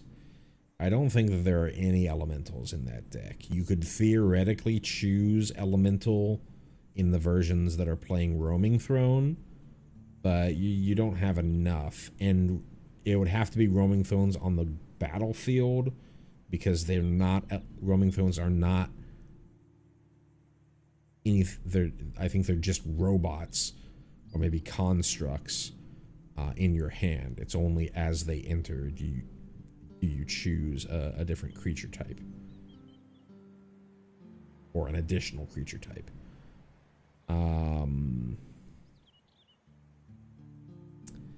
I don't know if there's any existing deck that could use this, but that is powerful.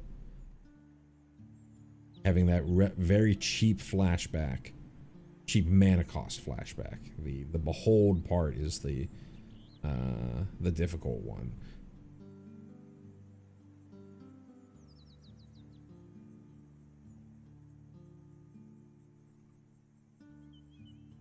For limited, I really have no idea for one of these effects. It's 4 mana, so it triggers all your 4 mana value or greater stuff, which we saw in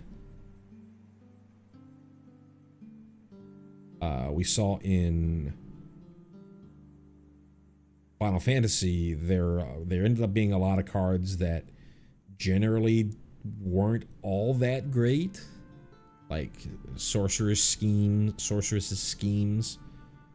You wouldn't think would be that good of a card, ended up being very good, mostly because it was just 4 mana. Spending 4 mana to get back a removal spell that you even got a little bit of a rebate of mana on.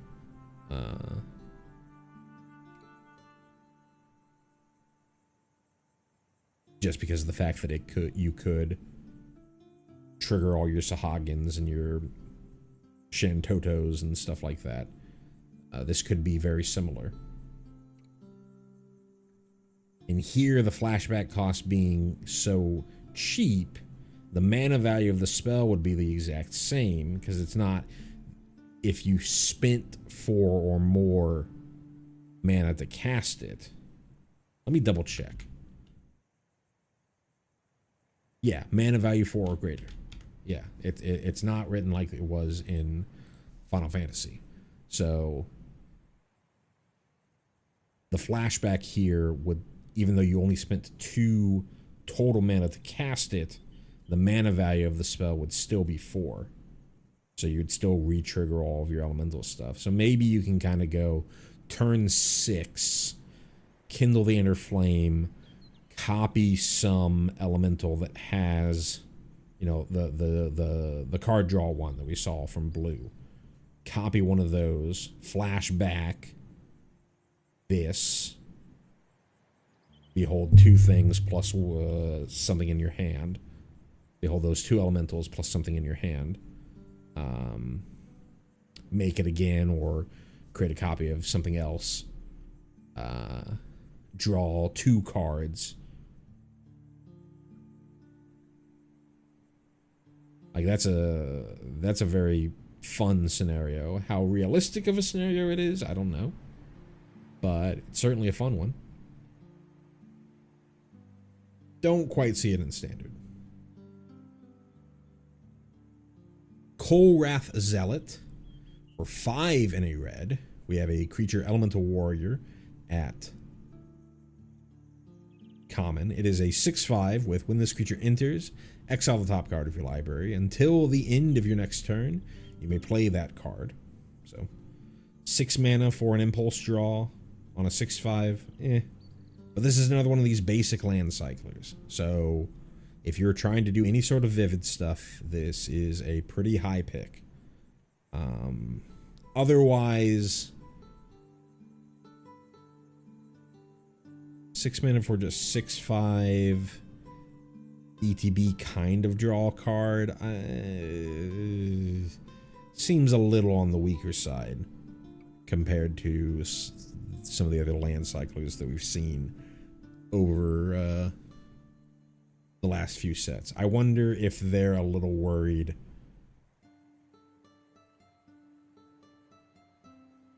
that basic land cycling might be a little too powerful, so they don't want to make the creature that great. But we'll see. We haven't seen all of them yet. Spinerock Tyrant is up next. For 3 red, we have a creature dragon at Mythic. It is a 6/6 with flying and wither. This is actually the first time that we're seeing wither. It's a mechanic that came in, I think it was in the Lorwyn block. If not, it was in like New Phyrexia. Scars of Mirrodin, stuff like that.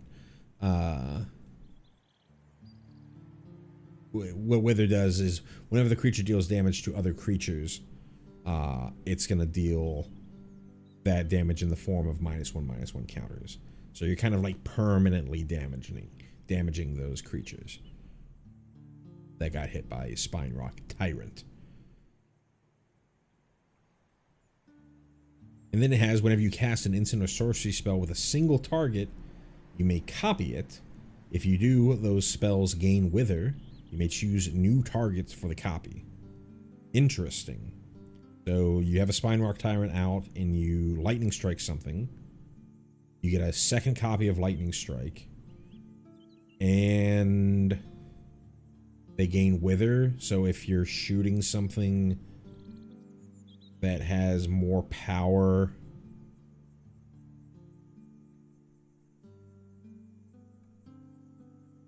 or more toughness than your Lightning Strike, you just shrink it.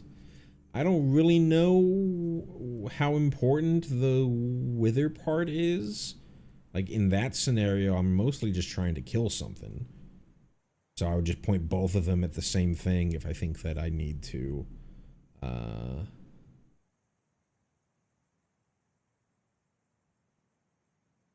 If I really want to get rid of that thing. Or I just point one at one thing that's going to die and point the copy at another thing that's going to die. And it does say a single target. It doesn't say anything about a single target creature. So you could just... I play Spine Rock Tyrant and I just start throwing burn at my opponent's face, and I just get double casts of all my burn spells. That's going to end the game very, very quickly.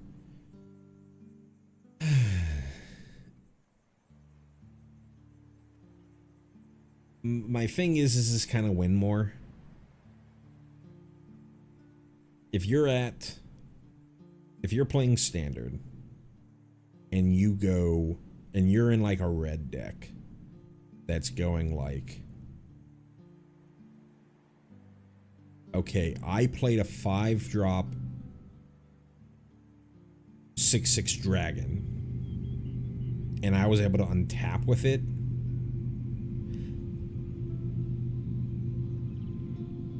I probably already won the game anyways.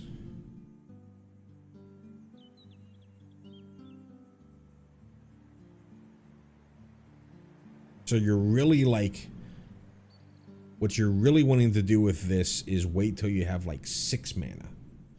And you go Spine Rock Tyrant plus Burst Lightning or Shock or whatever.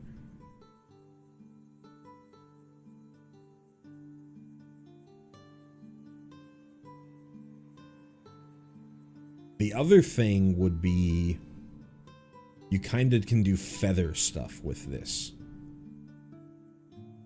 This would really have to be like a Scryfall search, and I'm not going to go through all of this stuff. But if you have things that, like... I think there's a card, because I thought about this when I was putting together, for a friend, I was putting together a list for like a Blanca deck. It's a card called Ancestral Aid. It's Ancestors Aid. Ancestors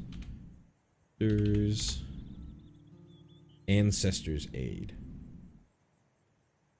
Yeah, one, which is in LCI. 1 in a red. Target creature gets +2/+0 and gains first strike until end of turn. Create a treasure token.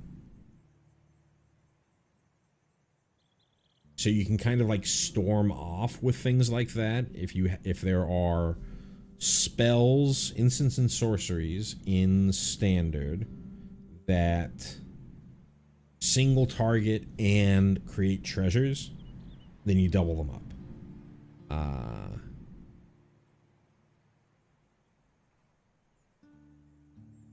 And like I said, you can kind of storm off with something like that. But again, that all feels like very Winmore-ish. I think this card's fine. Maybe I know there's some Boros Dragons decks out there. I don't know if this is 5 mana for a 6/6 that has no like literal ETB. I don't really know how good we're doing with something like this. Maybe if there was like Stoke the Flame in the standard, which I don't think there is. Maybe it's a maybe it's one of those things that's snuck into Foundations. Nope, it did not. It was in March the Machine. It rotated out.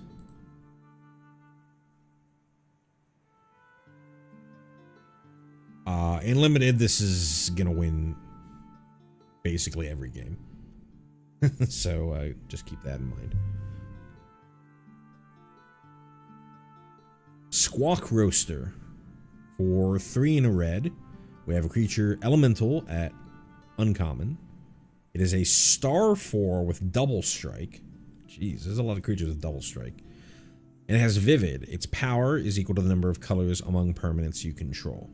This is the only thing on the battlefield that you own. It's a 1/4 with double strike.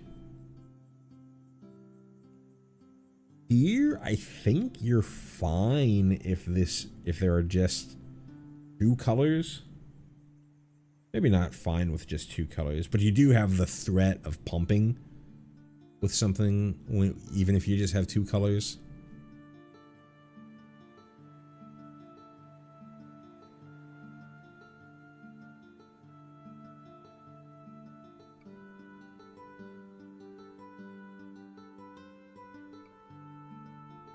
Certainly, if you can get to 3 colors and 4 colors and 5 colors, obviously, it becomes very, very good.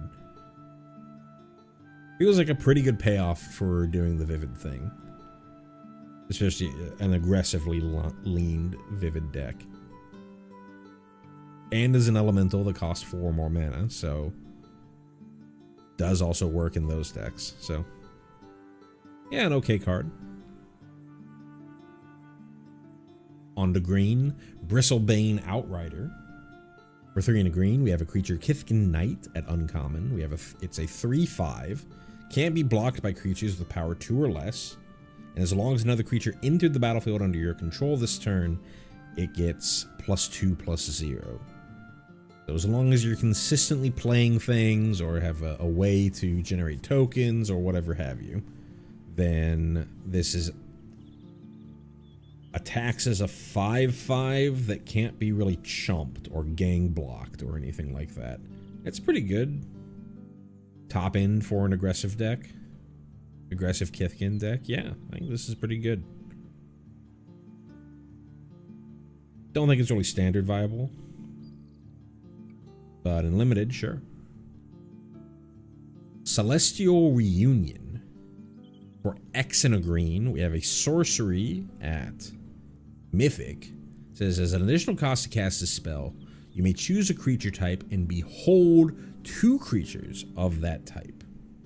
Search your library for a creature card with mana value X or less, reveal it, put it into your hand, then shuffle. If this spell's additional cost was paid, and the revealed card is the chosen type, put that card onto the battlefield instead of putting it into your hand.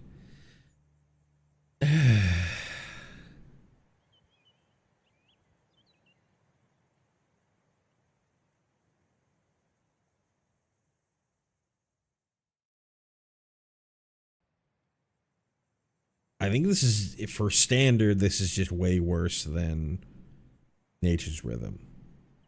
Most of your deck, in the existing standard decks, maybe there's an elf deck that comes out of Lorwyn, and there's a great elf that you can go and grab with this Grinson Zenith style effect. But if I'm just like thinking about this in Nature's Rhythm for like your Cub decks, there's not that much synergy between the creature types in those decks. You've got bear cubs, you've got like insects, plants, elves, spiders, mutants, rabbits. It's like all over the place. There's not that much creature types tying them together. So I think you wouldn't be able to actually Green Sun Zenith that thing directly onto the battlefield. Your Urboroid or your Tyvar or your Kratos Behemoth. If there is an elf deck that shows up, sure. This might replace Nature's Rhythm for one of those style of decks. And then in limited,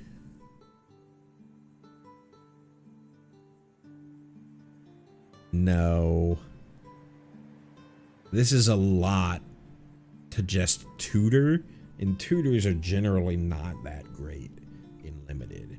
You don't, like, powered cube notwithstanding. There's generally not anything that you're draft, even like the bombiest of bombs.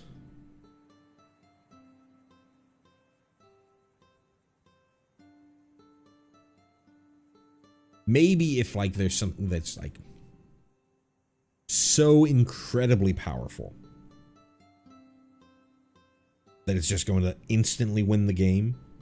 And like literally win the game instantly, not like usually wins the game if they don't have removal.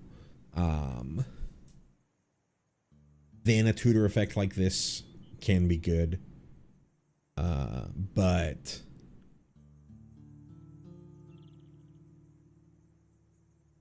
there's a lot that would have to go right. If you have to if you're tutoring this into your hand, then even if it's a huge bomb, I don't think that would be worth playing.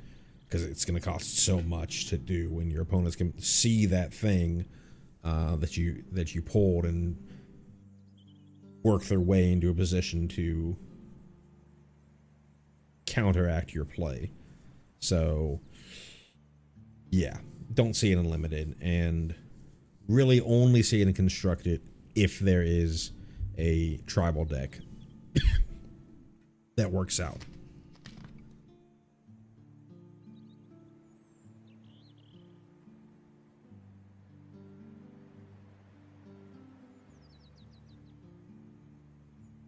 Dawn's Light Archer. Interesting comma there. Not Dawn's Light's Archer. Dawn's Light Archer. For 2 and a green, we have a creature elf archer at common. It's a 4/2 with flash and reach. It's fine. Basically, for green, you're often just going to use this as removal. Surprise blocker. Be able to take down their flyer, or just it's statted in a way that it's probably going to be able to kill probably going to be able to trade with most everything in the format.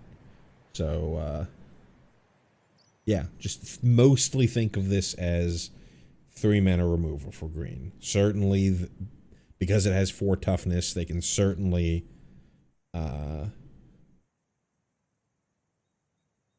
you know, shoot a bolt, shoot a shock at it or something before it gets to block. But often this is just green's removal.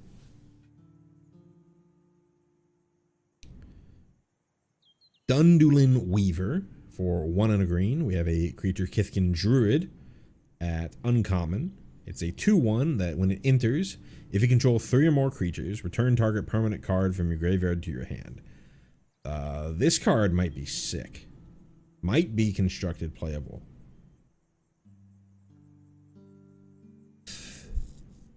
Counts itself, so you just need 2 other creatures on the battlefield to do a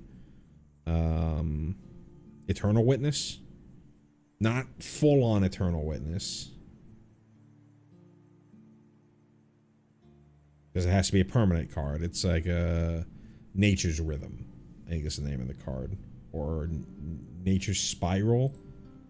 Nature's Spiral. Nature's Spiral. Nature's Spiral. Yeah.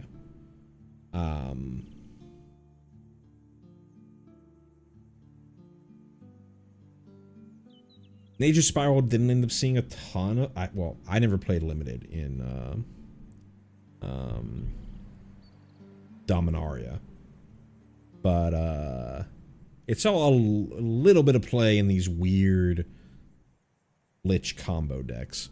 But the fact that this comes attached to a body is very important. In the same way that Eternal Witness coming attached to a body was important to how good of a card it was.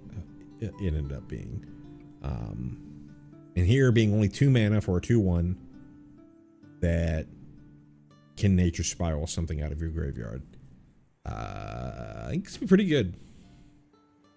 I could see this see play in Roots, Insidious Roots style decks in Standard. Often you're really like I played a decent amount of Roots, and especially in like best of 1, you're like really desperate to that you either have a Roots in your opening hand or just praying that you're not milling over too many of your Roots so that you can actually get them going. Here, you've got, and then they played like these really awkward and weird Eternal Witness effects that you had to like forage for, or you had to have like, they cost like 4 mana and you had to have Descend 4 or something like that. This is way better than any of that. And in a Roots deck, you're almost certainly going to have enough creatures to be able to pull out your Roots that fell into the graveyard. So yeah, I could definitely see this see play in Standard. And then in Limited, certainly. In your Elf deck that's trying to fill your graveyard, it's a way to pull back out one of your bombs. This can grab one of your pacifism effects.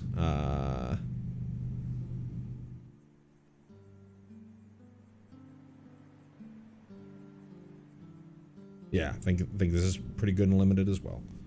But yeah, Dundulin Weaver. Luminolisk. Luminolisk.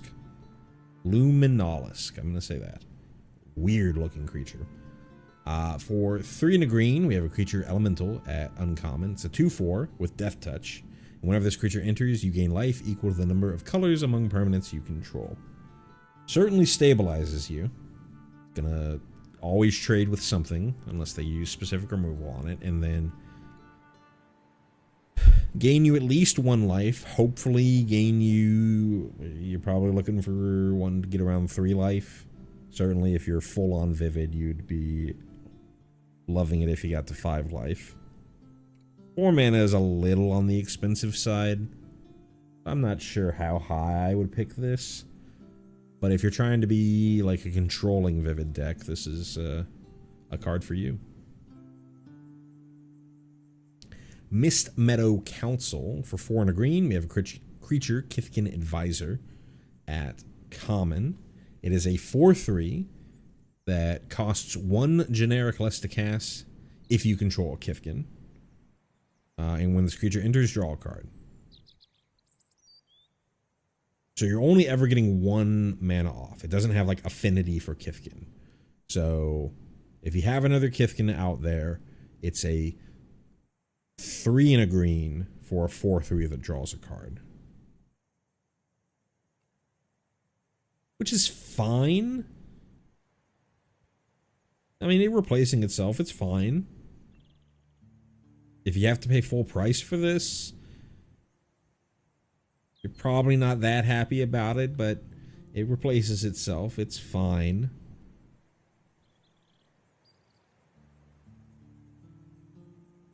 I think I would want a little bit more out of my creature for at the 4 and 5 mana cost, but this is kind of like on the C- side, I would think, maybe the D+. Miss Metal Council. Pitiless Fists is up next. For 3 and a green, we have an enchantment aura. At uncommon, enchant creature you control. When the aura enters, enchanted creature fights up to 1 target creature an opponent controls. So this is a fight, not a bite. They're actually dealing damage to each other.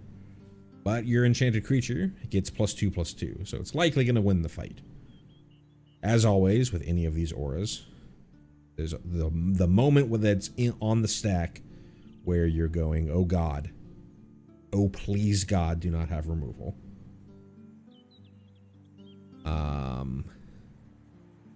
And you would really... So, it was Earth Rumble from Avatar, which I thought was an okay card. Ended up not, according to 17 Lands, not being that great of a pick. I think green was kind of mid-tier for colors in PLA, and at 4 mana it was just a little expensive for just a fight.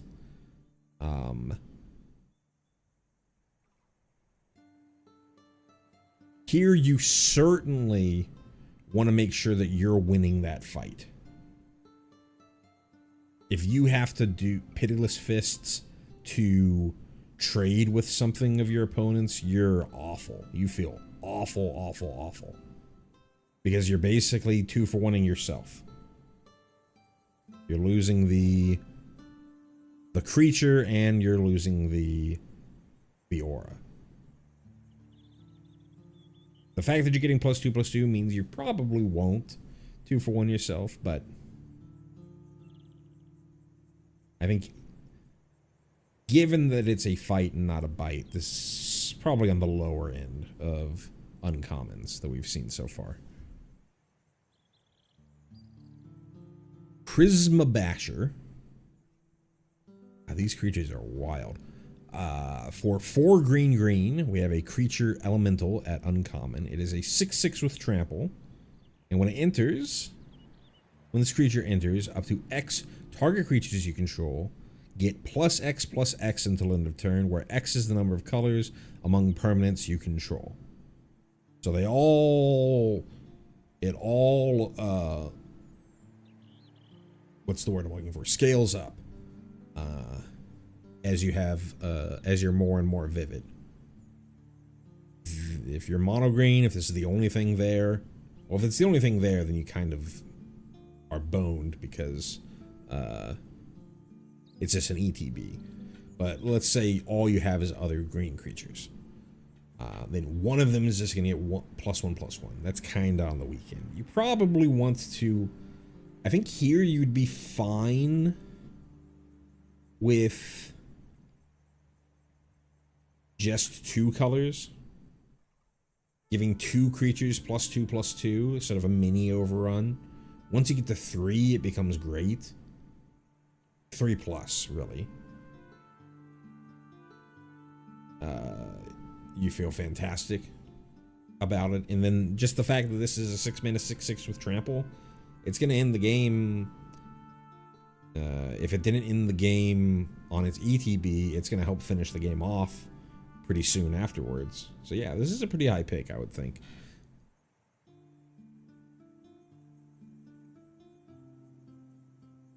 Sapling Nursery for 6 green. We have an enchantment at rare that has affinity for forests. First time we're seeing affinity. In this case, is for forests. This spell costs 1 generic less to cast for each forest you control. So that would mean, say you are mono green and you only have forests. When it says forest, if you have any experience with Magic, you already know what I'm going to say. When it says forest, it doesn't mean any land that taps for green. It has to specifically have the land type of forest written on the card. We haven't really seen like the because we haven't even gotten that far yet in the spoiler review. We haven't seen what the lands look like. We haven't really seen like the common cycle of dual lands or anything like that. But generally, especially in like a limited environment, this is going to be basic forests are what you're going to have. In standard, you can kind of get away with a little bit more because we're going to have shock lands, where we have surveil lands, stuff like that. But it has to specifically have the. It doesn't just mean it taps for green. It has to specifically have the land type of forest. It also has landfall. Whenever a land you control enters, create a 3/4 green tree folk creature token with reach. And for 1 and a green and exile this enchantment, tree folk and forests you control gain indestructible until end of turn. I could see this seeing standard play. There's already mono green landfall decks out there. I don't know if I would see this see play in like a main deck, but I could certainly see the see play in like a sideboard juke. Your opponent is playing. You're playing the mono green landfall. Maybe not like the what you call it, the lumbering world wagon versions, because they're gonna probably bring in artifact. They're probably gonna bring in disenchants, and then this kind of just runs into the disenchants. But if you're playing like the Tifa landfall decks, and your opponents are bringing in tons and tons of creature removal, this is certainly a sideboard juke that you could pull out for those landfall decks to just have a difficult to deal with source of continuous creatures. If you're in mono green, if you're in mono forests, you can play, even though this is 8 mana, you can play this on turn 4. Or once you reach 4 mana. If you did ramping, you can go even more.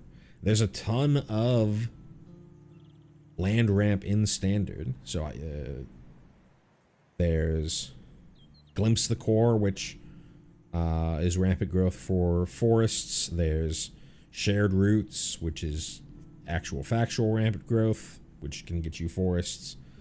So I could even just see a deck much more built around getting this out and just having consistent creature generation. This works very well with earthbending. You've got your Badger Mole Cubs, you've got your Bossing Says, you've got your Earthbender Ascensions.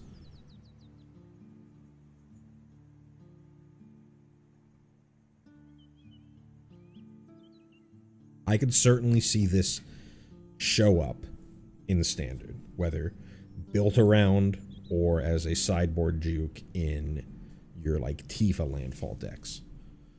And in limited, it's a little awkward because I think it's typically very hard to go monocolored in limited. You had a lot more incentive to go monocolored in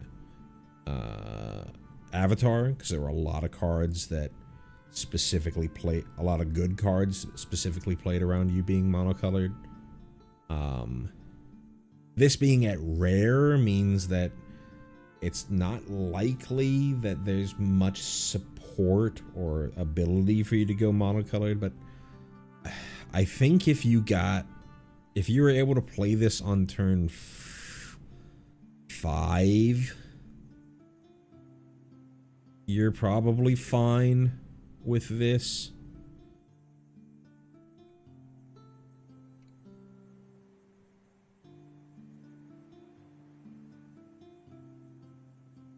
And if you got this in like pack 1, then you could try to go for the dream. It's probably going to end up being a card that has a pretty bad 17 lands win rate, unless it's just so much better than I think it is. But I imagine there's going to be people who draft it and put it into their decks because they see that it's powerful, but they don't get to cast it until super late, and they're already like basically dead, and it's just been sitting in their hand forever. But I do think this is a very powerful card. I think it can see standard play, and in the right deck will be incredible and limited. Thought Weft Charge is up next. For 1 on a green, we have an instant at uncommon. Target creature gets +3/+3 until end of turn, and if a creature entered the battlefield under your control this turn, draw a card. Weird. Very weird.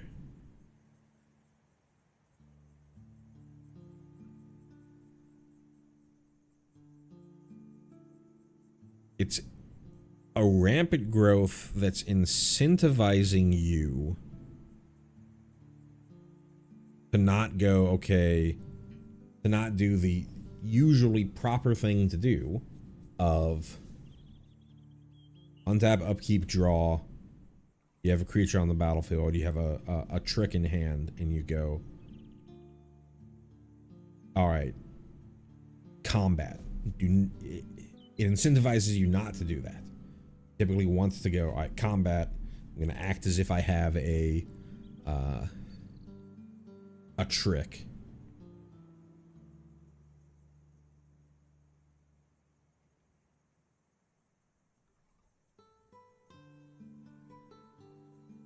Make my attacks as if I have a trick. Maybe trick my opponent into not blocking me or whatever. And then second main, play my land, play my creatures, whatever. Give them less information than they would have before. Here you're incentivized to go, okay, I'm going to play a creature pre-combat and then go to attacks, holding up 2. Which kind of gives the game away. I don't know how good this card is. It's probably fine. Just the fact that it's replaces itself in a scenario that is going to be fine 90% of the time. 2 mana is a little on the expensive side, but it is a full-on giant growth. It's not like a +3/+1 or something like that.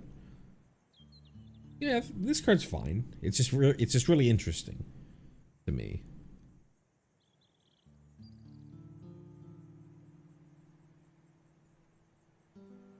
You can kind of fully disguise it if you have creatures that generate tokens or whatever, or a way to generate tokens on the fly.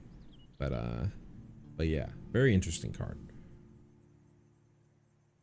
And you're really incentivized to use this offensively, because very rarely are you going to be in a position where you can use this defensively and also have it be a cantrip. We did see that there was the flash elf, so it's not like impossible, but it's not likely. Unforgiving Aim. Here's a card that's been printed 1,000 times in various different forms. For 2 and a green, we have an instant at common. It says choose one. Destroy target creature with flying, destroy target enchantment, create a 2/2 black and green elf creature token. This is just a product of the popularity of best of 1 in Arena. Sideboards just aren't a thing in best of 1, so being able to have cards that normally would be a sideboard card, but you're okay with putting it in your main deck in limited because it has an out of, worst case scenario, I get a 3/2 flash, or I get a 3 mana 2/2 flash creature.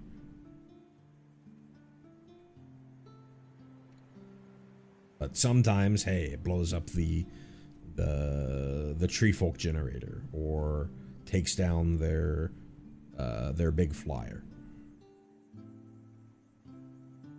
Not much else to say here. Pretty straightforward card that we've seen 1,000 different ways in 1,000 different sets.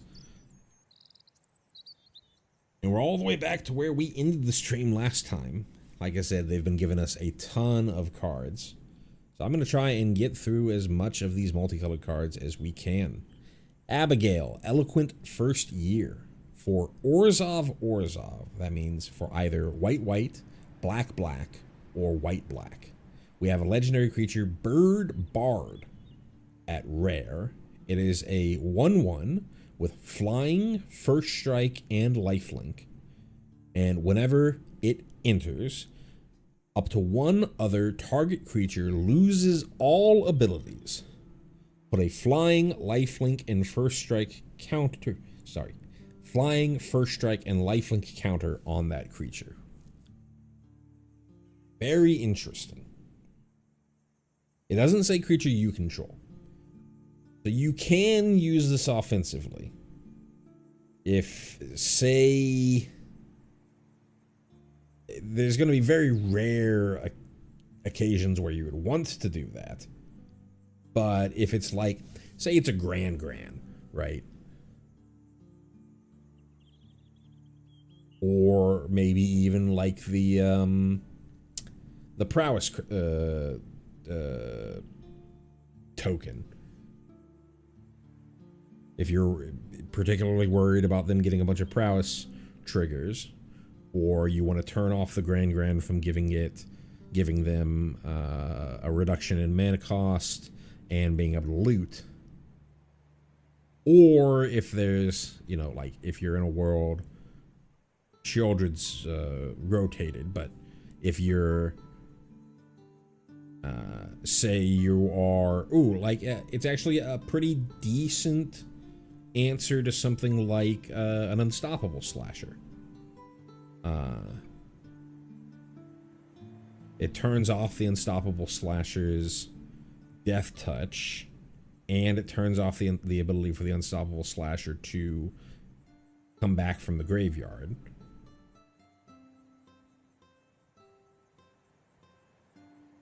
Both in that it lost that ability, and even if somebody tried to like Rules Lore you, it would have a counter on it, which was another way that would prevent it from coming back.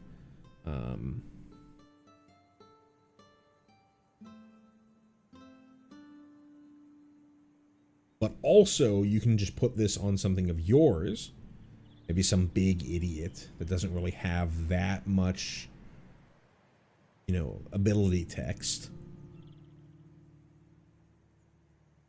The thing that I'm thinking of, I think it was a card from the Spider-Man set. I think it was Ultimate Green Goblin.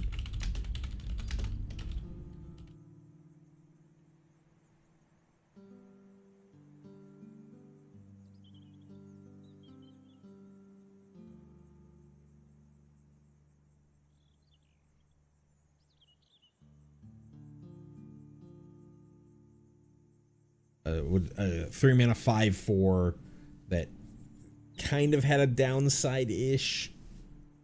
And if you had a Mayhem deck, it might have been an upside. But stuff like that, stuff where it's high statted, like there's a Rot Curse Rakshasa, 2 mana 5/5 with Decayed. Do an Abigail onto the Rot Curse Rakshasa. That's probably actually a better example. Do an Abigail onto the Rot Curse Rakshasa, and now it's a 2 mana 5/5 flying first strike lifelink. That's also still a demon. Now, is that just being way too cute? This is 2 mana for a 1/1. It is a flying first strike lifelink 1/1, but it is 2 mana for a 1/1.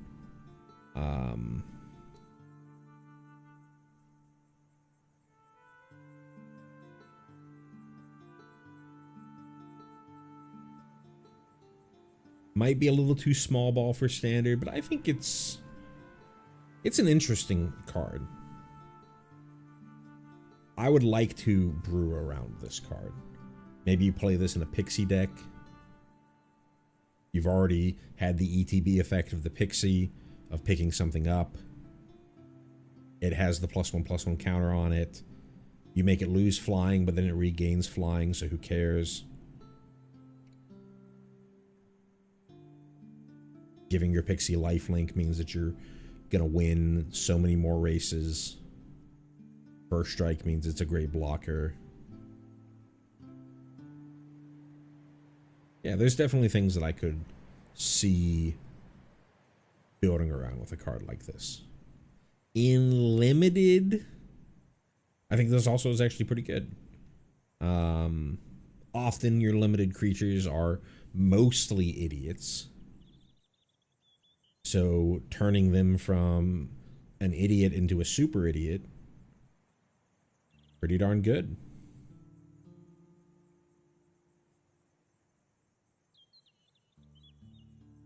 So yeah, I think it's pretty good in limited and could be a fun build around in standard.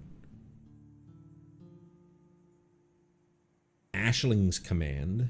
There are actually 5 commands coming out of this set.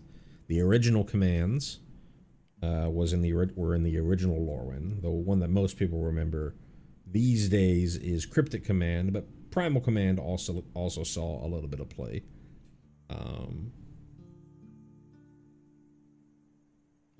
In older formats. But here is Ashling's Command. For 3, a blue and a red, we have a Kindred Instant Elemental at rare. It says choose to. You can either create a token that's a copy of target elemental you control. Target player draws 2 cards. Ashling's Command deals 2 damage to each creature target player controls. Or target player creates 2 treasure tokens. 5 mana is a lot. But this does have some powerful effects. The create, so sort of cheating a little bit, but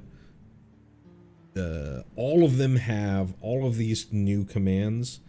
One of their effects is create a token that's a copy of target X. Kithkin, Goblin, Merfolk, whichever they end up being, Elf. They all have that as one of their options to choose. And I think in general that's probably going to be not chosen that often unless you are in limited.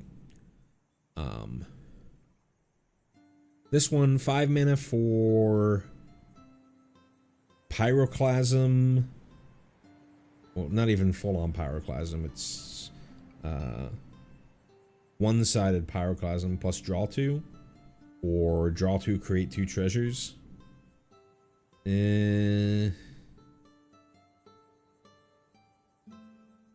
That kind of makes it 3 mana for draw 2.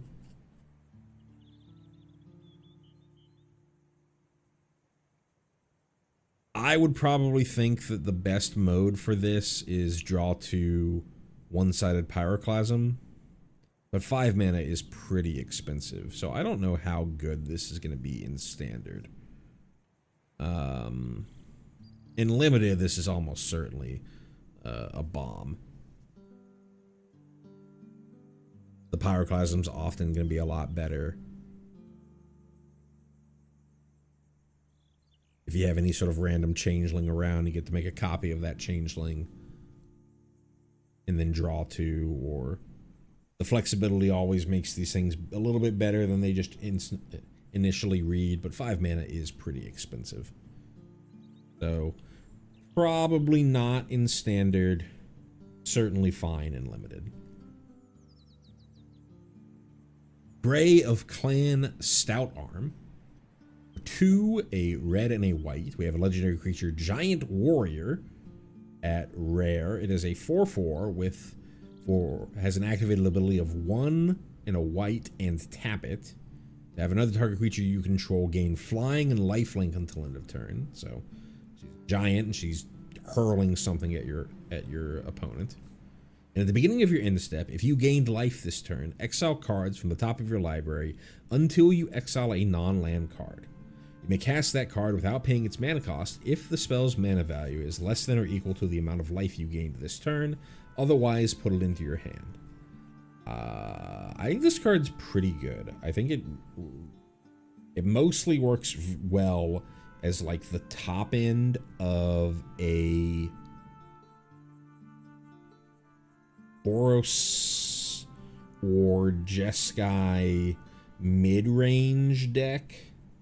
The big synergy here is with Lightning Helix, right? You're already in Boros if you're wanting to play this, and Lightning Helix, 2 mana, deal 3, gain 3. It's not life that you've gained over specifically from the Hurl. It's just any life that you've gained. If you have any other random things that are gaining you life, say you just have this in a deck that's playing what you call it. Well, it's not going to work great with... I was thinking this in a deck that's playing Authority of the Consuls, but very rarely is your opponent going to be flashing things on in your turn. But you play this with Carrot Cake, or with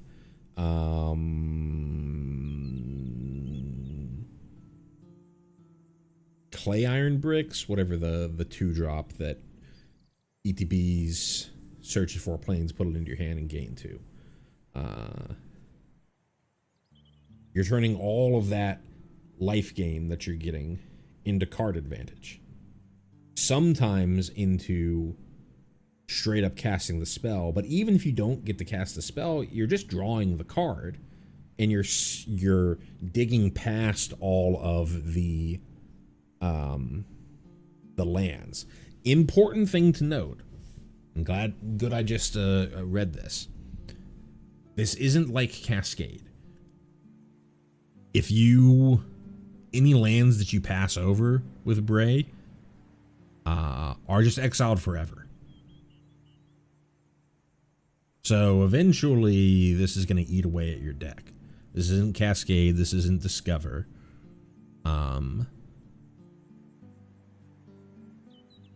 So you could run into some bad luck with this, but I think you're 60 in constructed. You're a 60 card deck. You're going to be fine. In limited, it might be a little more worrisome, but even then, you'll probably win the game before, with all the card advantage you're getting off of this, before things get really out of hand. And just the fact that you're giving your creature, Bray herself is decently statted body, but then you just get to throw your other creatures over the top of your opponent's board state, gain a bunch of life, and then get to draw or immediately cast some stuff. This is going to win a lot of limited games. And is close to being there in constructed. I really have to look to see all of the different things that are out there for gaining life.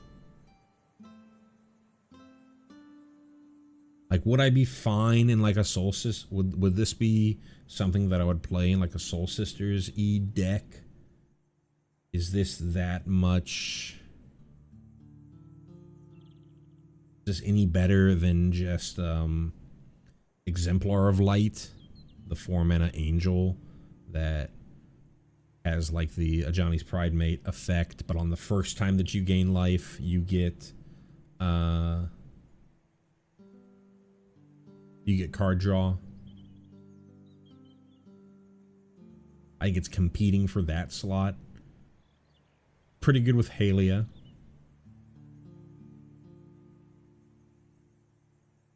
But yeah, this is another card that I definitely would want to brew around.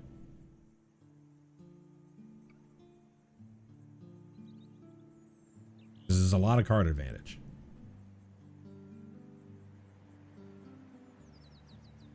And yeah, unlimited, it's just an absolute bomb. Brigid's Command. 1 a green and a white. We have a Kindred Sorcery. The other one was an instant. This one's a sorcery. Kithkin at rare. Choose to. Hey, we've seen the first one before. Create a token that's a copy of target Kithkin you control.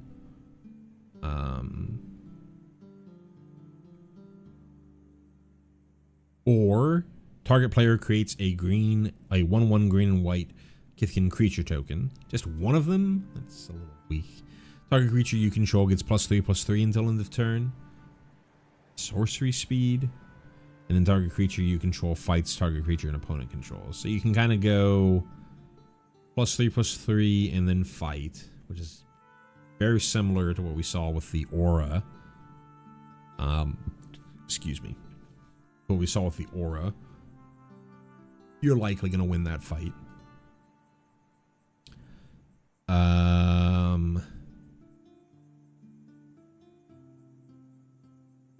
You can't do... The ordering is really weird and awkward.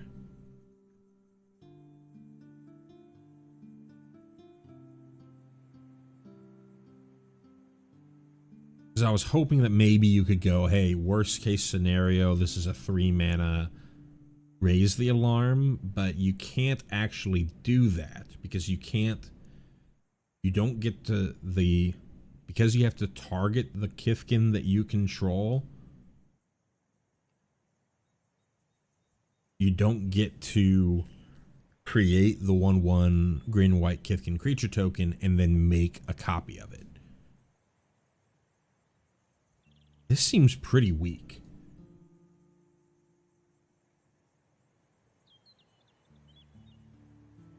Three mana for sorcery speed, and these are the effects that you get. I'm not seeing it. This seems like it's not really doing enough. This is certainly no Dramoka's Command. In limited, it's going to be fine. I think it's mostly going to be used as removal. But it's not like a super high pick. Maybe if you have a bomb Kithkin, then sure. You're fine taking it higher than you normally would, but this is like pack one, pick one. I'm probably pretty unhappy with it.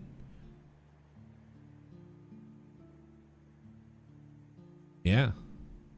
Not very exciting seeing these two commands. Hopefully we can get some better ones. Chaos Spewer is up next for 2 and a Rakdos. That is either 2 and a black or 2 and a red. We have a creature Goblin Warlock at common. It's a 5/4.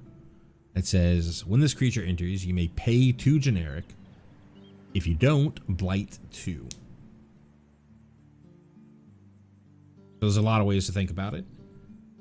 If you have another creature, then you can go, if you went 2-drop into this, it could be, I'll blight my 2-drop, probably kill it, and I have a 5/4. Still probably fine. You traded a mediocre-ish creature for something good. If that creature survived the blight, that's even better. You can always blight this, which then makes it a 3 mana 3/2, which you're not super happy with, but if you have any way to get rid of the counters from it, it's a little bit better.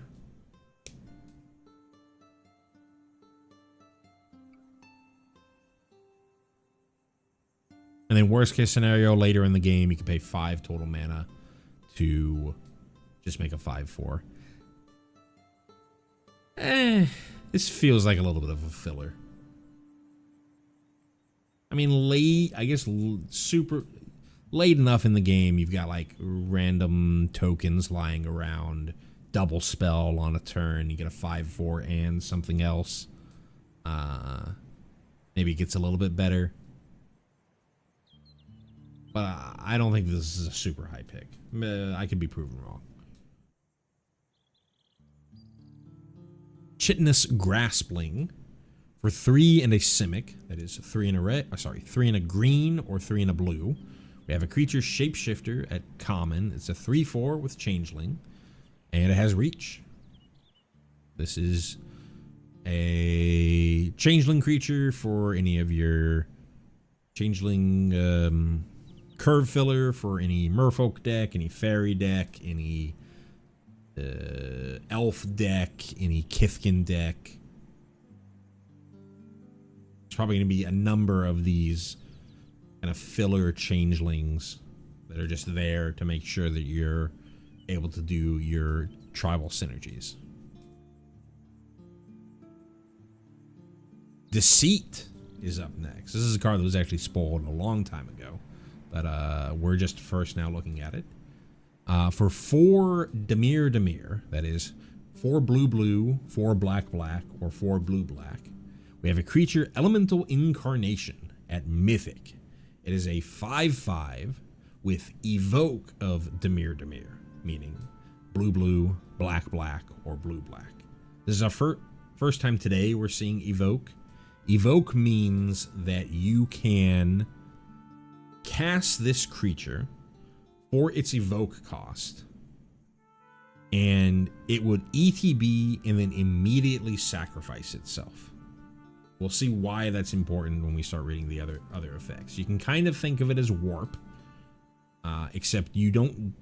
With warp, the creature stayed on the battlefield for the entire turn, and you got access to the creature again later for its full cost. Here, when you evoked it, it immediately gets sacrificed. Well, a sacrifice trigger goes on the stack, which is important for flicker effects and other shenanigans that you can do. But scam decks in Modern really work around that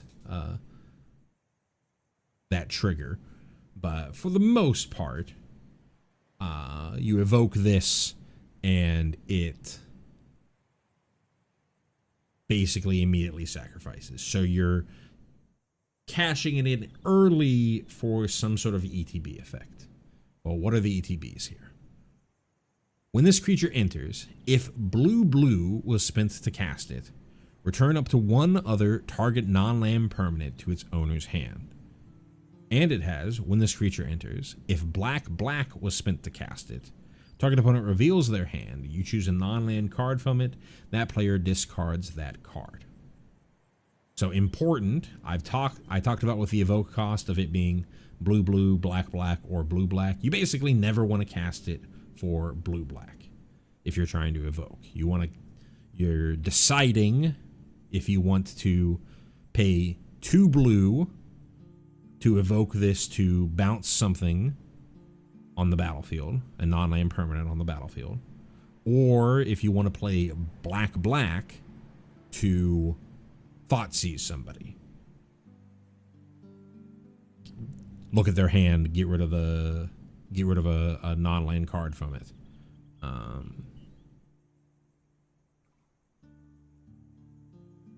And then if you end up casting, the important thing about this is if you end up casting it later, you really want to cast it where you paid, even though it says 4 blue or 4 Dimir, you can certainly play for the mana that you spent to cast this. It can certainly be like 4 black, 2 blue, or some combination in between there where you've spent both blue and black to get both effects when you cast it for its full cost, which is where the big value of the card comes in later. Plus it just being a 5/5. There's a full cycle of these cards. We're going to get to them as we get to them. There's a lot to evaluate here, and it's honestly going to take some playtesting with these cards to see how good they are. My immediate evaluation of this one is that it's a little weak. Evoking this for blue is just like a sorcery speed bounce effect. That's not all that great. You know, there's some worlds where you're bouncing like you bounce like a token, or you bounce like a Banishing Light style thing to get something back of yours and then go off. You know, nonsense like that. But that's kinda on the weekend. Black, sometimes 2-mana Thoughtseize is fine, but you're not super happy about it. You really want to get the reason that Duress is so playable for so long is that it's 1 mana, and the reason that they don't want to reprint Thoughtseize, even though I want them to reprint Thoughtseize, is because it's 1 mana. Once you double the mana value of that effect, it gets a lot worse. They had Thought Erasure in Guilds of Ravnica Standard. Still saw a decent amount of play, but the game has definitely sped up since then.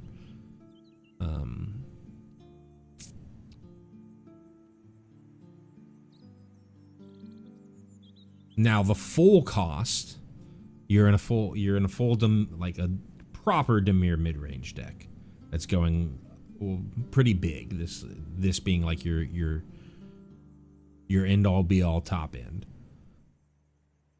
I think even then you're like, you're paying 6 mana for kind of a mana war, a very big mana war. It's a 5/5, but when you're at 6 mana, is the black part really that important? Maybe against like a control deck, but you're crossing your fingers that your opponent just doesn't counter it on the way down. But if you're against any sort of if you're against an aggressive deck, their hand's probably pretty low. Maybe they're even empty-handed. There's not going to be much to take. Maybe in a mid-range battle, you get to steal their last card that they've been holding on to forever, but that's like not often going to be the case. Especially if this starts actually seeing play, people will definitely, they'll be like, hey, he's at 6 mana. Play around it. So I think this is not a great card for a standard. Limited, certainly, right? It's a 6 mana mythic. ETB bounce something. Steal something.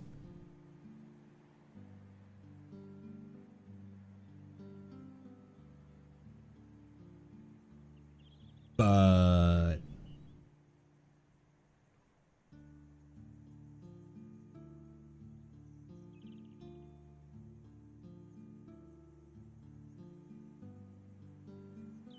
yeah, other than that,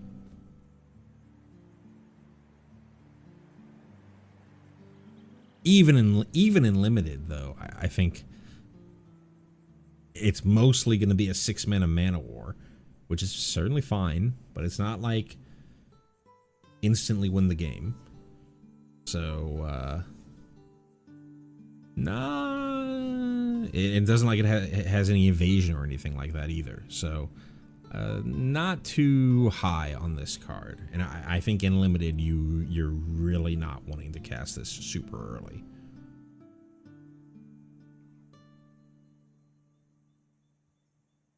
So yeah, not super high on this in any format that I play.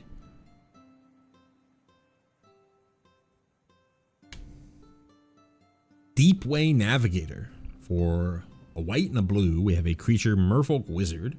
At rare, it is a 2/2 with flash. It says when this creature enters, untap each other merfolk you control. And as long as you attack with 3 or more merfolk this turn, merfolk you control get +1/+0 until end of turn. It's alright. I mean, it's a 2 mana 2/2 with flash. If you have Convoke, this can be pretty good, because you get to Convoke something out, flash this in, untap everything, Convoke something else out, something like that, and then you got a little bit of a Lord effect. You don't get any toughness, which is a little awkward, but still, it's fine. It really remains to be seen if you can cobble together a Azorius Merfolk deck. Again, we've seen hovering around tier 3 a Simic Merfolk deck. mostly because of Simic is where the Lost Caverns of Ixalan merfolk lived.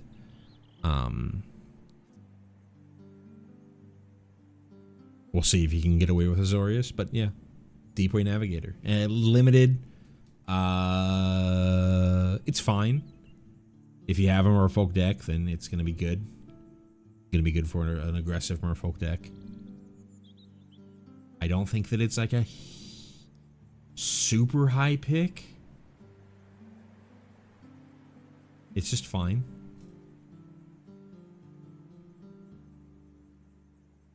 Doran besieged by time. Old Doran coming to the end of his days.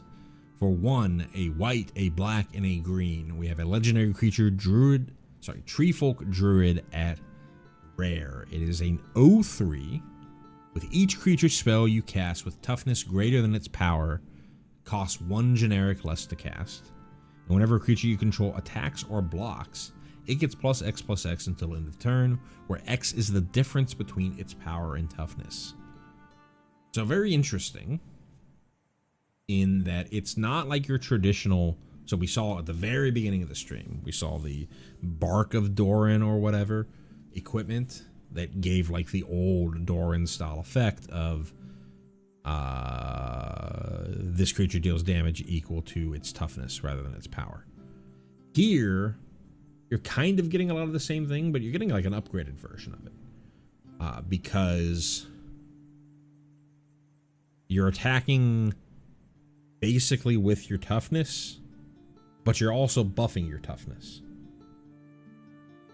So if we look at Doran himself, Doran's an 0/5. If I attack or block with Doran, so it's not even something where it's mostly it's not even something where you're mostly worried about it from offensively. It even works defensively. I attack with Doran, it becomes a 5/10 until end of turn. Pretty good. There's the Fecund Green Shell, which already is a card that cares about toughness matters. I could see people trying a toughness matters deck with Doran and Fecund Green Shell and all that kind of stuff. Makes all those creatures cheaper. Though by the time you're at 4 mana in standard,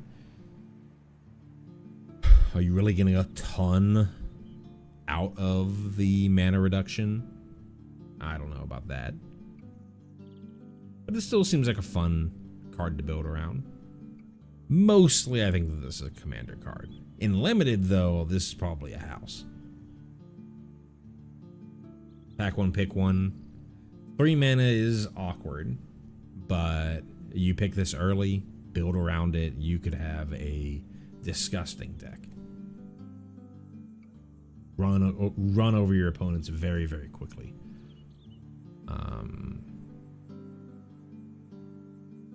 But yeah, Doran, besieged by time. Eclipsed Flamekin is up next for 1 Is It. That means 1 blue, 1 red, or 1 blue-red. We have a creature elemental scout at uncommon. It's a 1/4 with when this creature enters, look at the top 4 cards of your library and reveal an elemental, island, or mountain from among them and put it into your hand. Put the rest on the bottom of your library in a random order.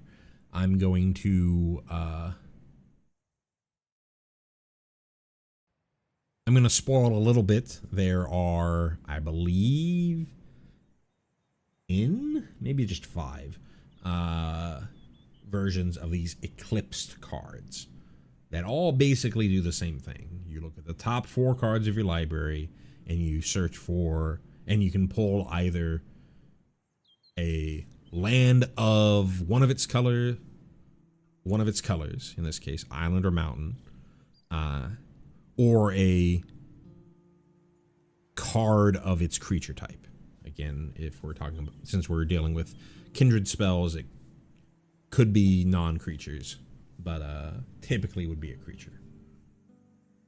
So for this one, it's an elemental. For others, it'll be a Kithkin or a goblin or a fairy or whatever.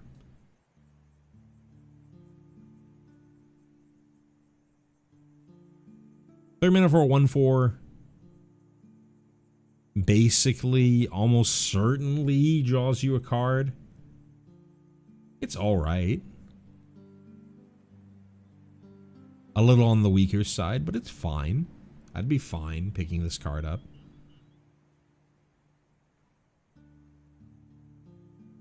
Emptiness is up next. That's actually the card that's our background art here. For 4 Orzhov. That is 4 white, 4 black, or 4 white. We have a creature elemental incarnation at Mythic. It is a 3/5 with, again, evoke of Orzhov. That is white, black, or white, black. But just like what we saw before, you're not really going to want to evoke this for white, black because it has 2 ETB effects. When the creature enters, if white was spent to cast this, return target creature card with mana value 3 or less from your graveyard to the battlefield. And then, as well, when this creature enters, if black was spent to cast this, put 3 -1/-1 counters on up to 1 target creature. I'm still not so sure about the constructed viability of this, but this is a little closer because the buyout of this, like worst case buyout of this, is black, kill most everything that you would care about. Funnily enough, even if your opponent resolved a Urborvoid, this kind of shuts the Urborvoid off.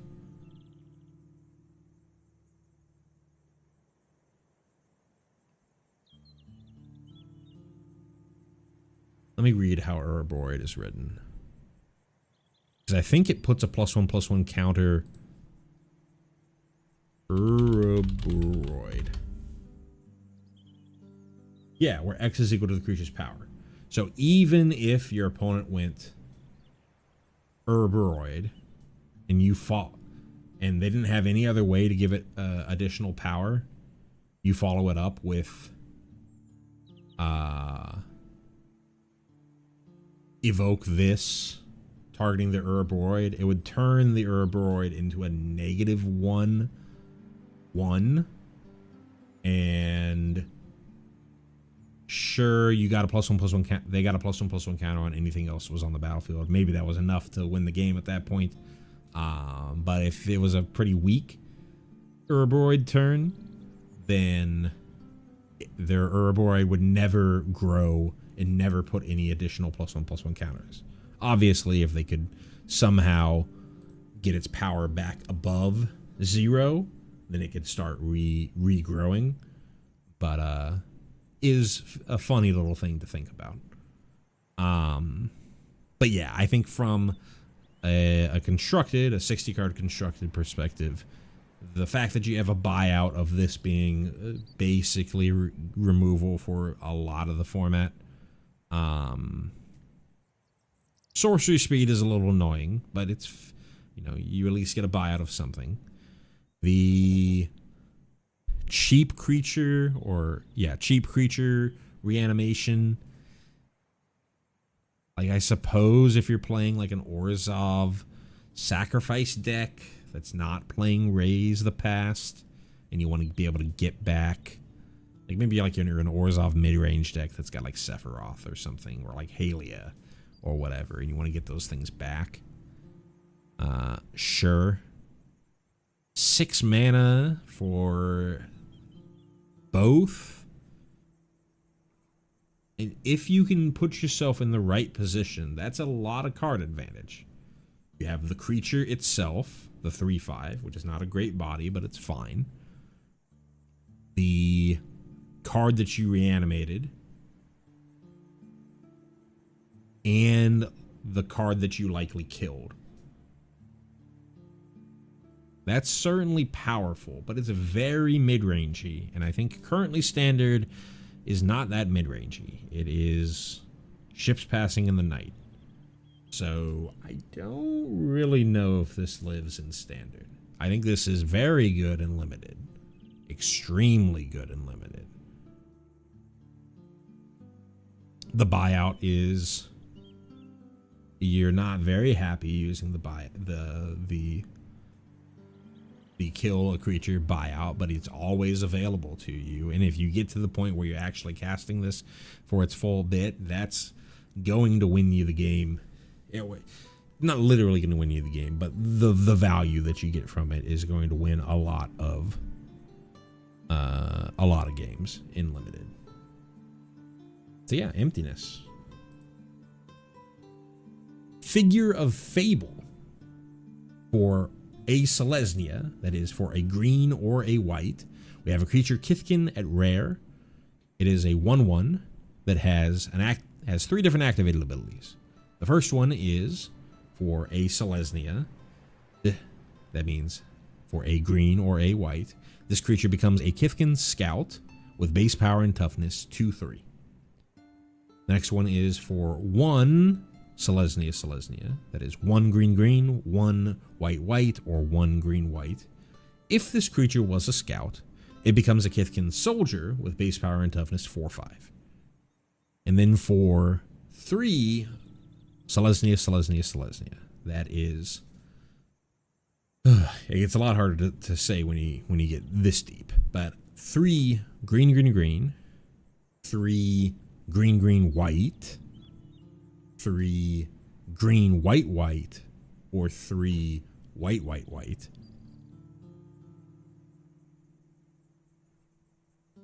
If this creature is a soldier, it becomes a Kithkin avatar with base power and toughness 7/8 and protection from each of your opponents.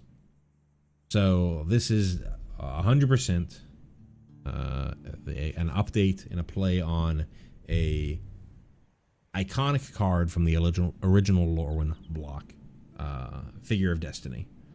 And they've done this type of effect a billion times over the years. Since we're finally coming back to Lorwyn, this is the most homage-like version of this effect. But we've had Evolved Sleeper in Standard. We currently have Kellen, the red Kellen, from Foundations. There's been a million of this type of effect over the years. And the idea is you're paying, you have to go down the list of the activated abilities. You play this on turn 1, turn 2, or maybe you play this on turn 2 by playing it and then immediately activating it.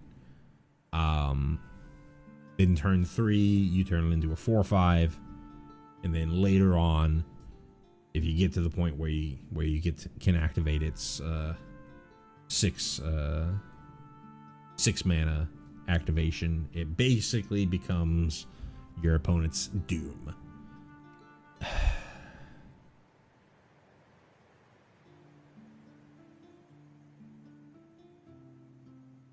I have never found these cards to be, in the versions that I've played with over the years.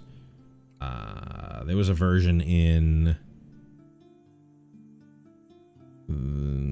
Khan's block. And then there's Kellen and stuff like that. I've never found these cards to be that good, because I feel like you have to invest so much into this.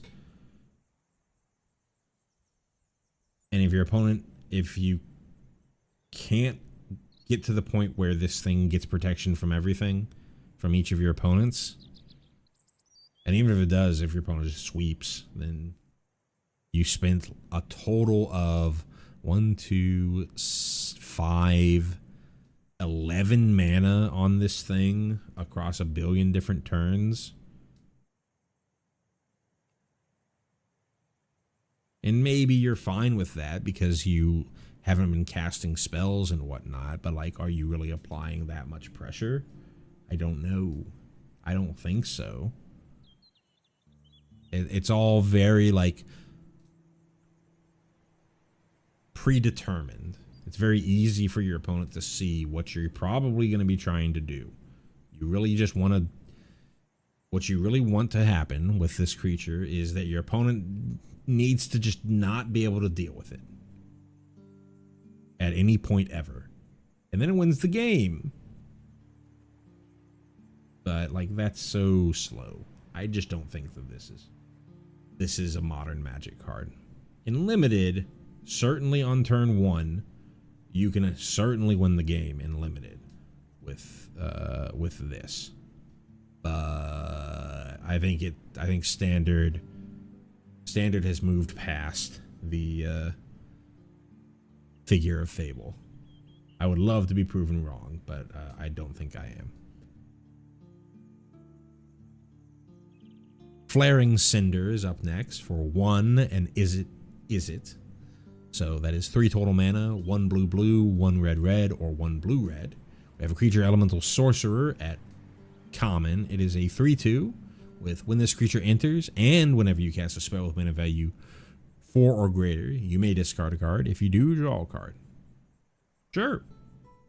The fact that it has that rummage effect on ETB plus anytime later when you trigger the elemental trigger, you get that rummage effect. And this seems great. The stat line isn't like the greatest thing in the world for 3 mana, but sculpt your hand, get stuff into your graveyard, perfectly fine. I'd be happy with this in an elemental deck. Gangly Stompling is up next. It's another one of our curve filler changelings for 2 and a gruel. That is 2 and a red or 2 and a green. We have a creature shapeshifter at common. It is a changeling with trample, and it's a 4/2. 4/2 for 3 with trample, perfectly fine. If you're aggressive, it might even be a decently high pick, but otherwise it's just a fine curve filler.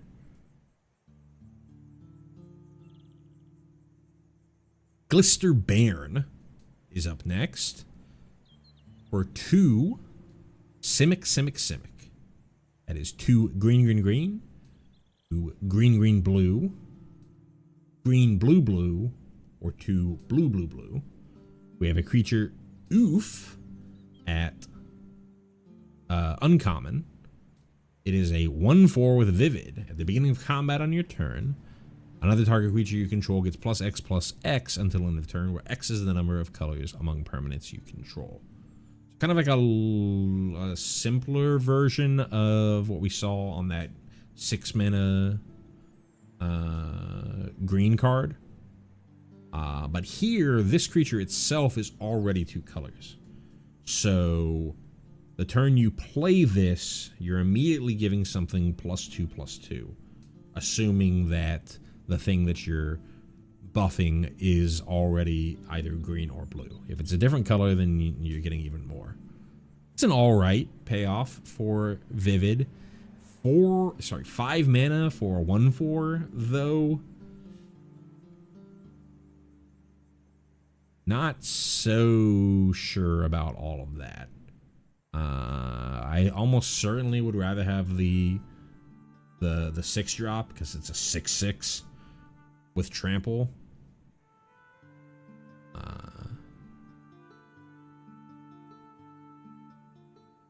I guess this one, it repeats, whereas that one's only on ETB. But still, I think I'd rather just have the big body than the repeating effect.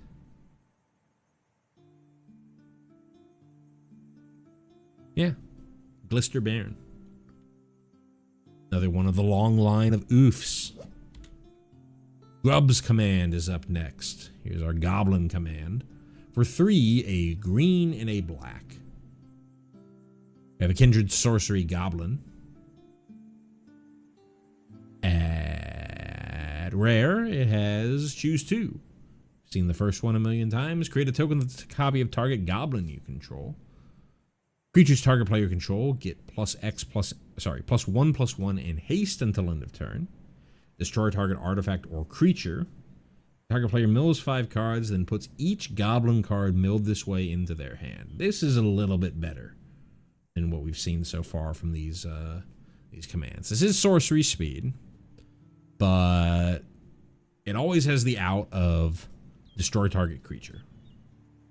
I think most often you're probably going destroy target creature, mill. You're almost certainly playing this in a goblin deck. So destroy target creature, mill 5. Try to get as much goblins as you want. Maybe if you're playing this, maybe you're fine with playing like Nameless Inversion in your standard deck. Because that means you can grab some removal from this on top of any goblin creatures.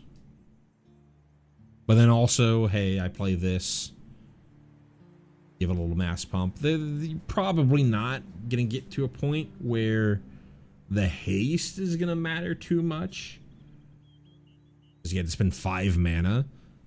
So I'm not totally sure why we're giving haste on a 5 mana spell, but I mean, it's a command. There's going to be a world where it's important. And then the token copy of a goblin you control. You know, in a goblin deck, you create a copy of a lord that you have. Could be good. 5 mana is a lot, but this is closer to what you would want from one of these commands. And in limited, that's certainly a pretty good pick.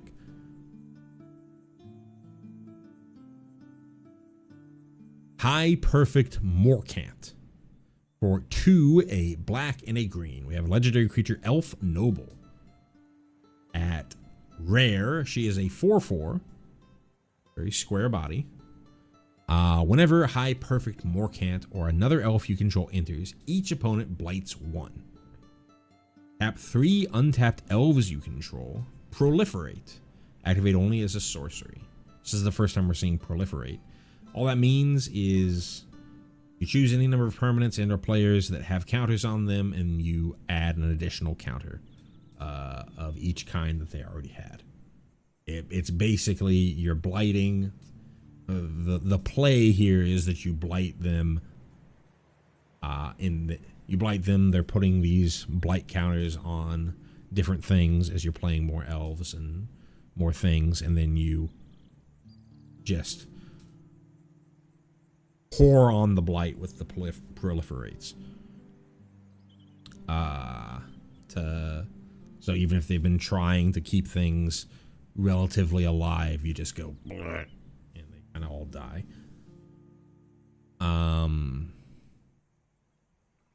If there's a Golgari elf deck, this can certainly see play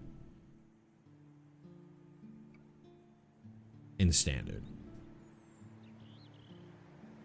It doesn't say anything about non-token. There's plenty of cards. There's Dwynen's Elite in Foundations. Plenty of cards that you can sort of elf ball out and just start mowing down your opponent's board. And in limited, this is an absolute bomb, I think. You're in the Golgari deck. Don't think that it's going to be a huge player in standard, but it could see play. It's another one of those fun build arounds. But yeah, absolute bomb in limited. Hovel Hurler is up next for 3 Boros. That is 3 red, 3 blue, or 3 red. I said blue. 3 red, 3 white, or 3 red. Sorry about that.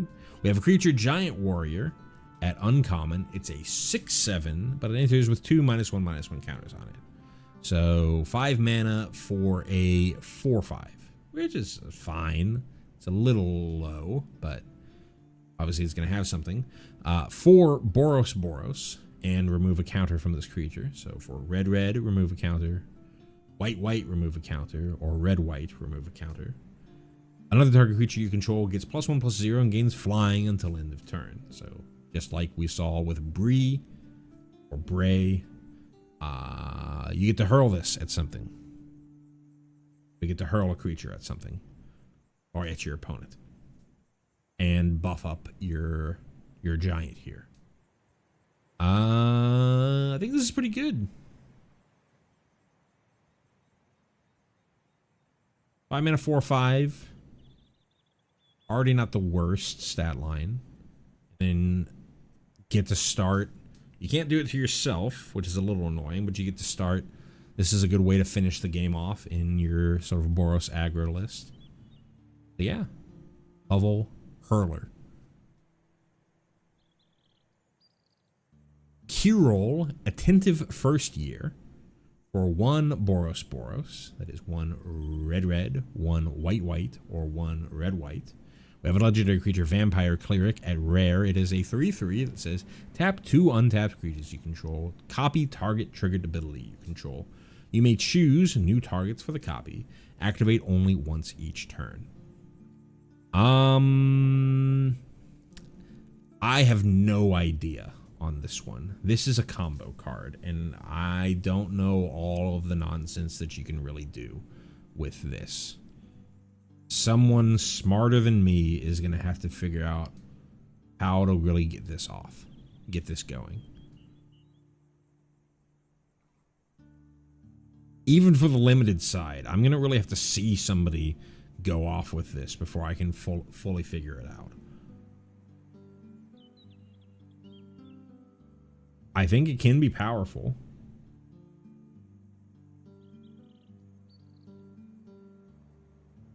But you basically have to evaluate. You have to look at this card and then look at every other card even in limited. Look at every other card in the set and be like, oh, okay, you can do this, that, and this, and that, and this, and that, and this, and that.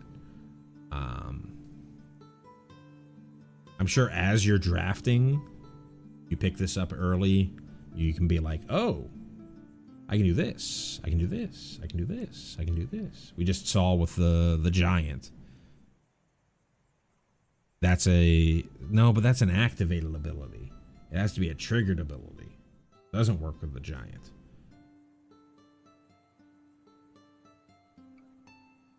Yeah, so someone else is gonna have to figure it out for me.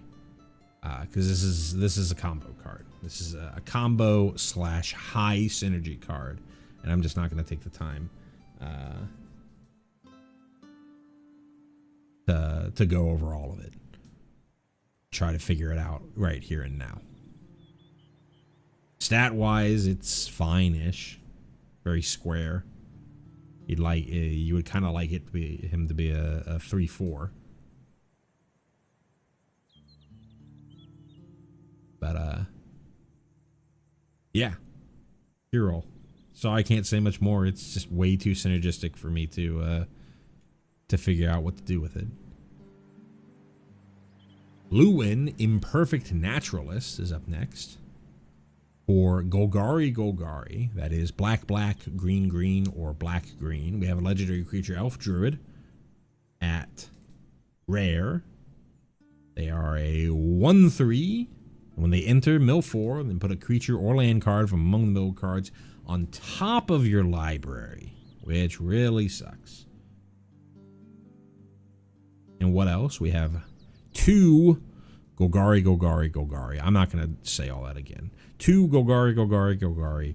Tap, discard a land card. Create a 1/1 black and green worm creature token for each land card in your graveyard.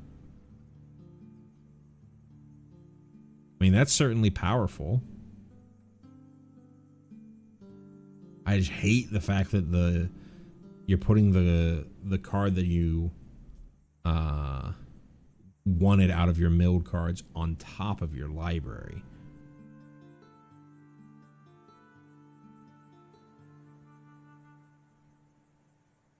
I think in limited this is pretty darn good. I think it feels way too slow in standard.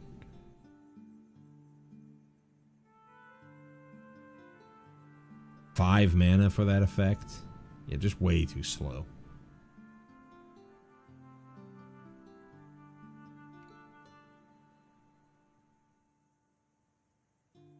Marlin, Fey Ascendant. For 2, a black, green, and blue. We have a legendary creature, Elf Fairy Noble, at rare. She is a 4/5 with flying, and whenever Marlin or another elf or fairy you control enters, exile the top 2 cards of target opponent's library. Once each turn, you may cast a spell with mana value less than or equal to the number of elves and fairies you control from among cards exiled with Marlin this turn without paying its mana cost. This is a commander card. 5 mana for... I mean, if there's like a fairy mid-range deck, then maybe it's not a commander card. But 5 mana... Ugh.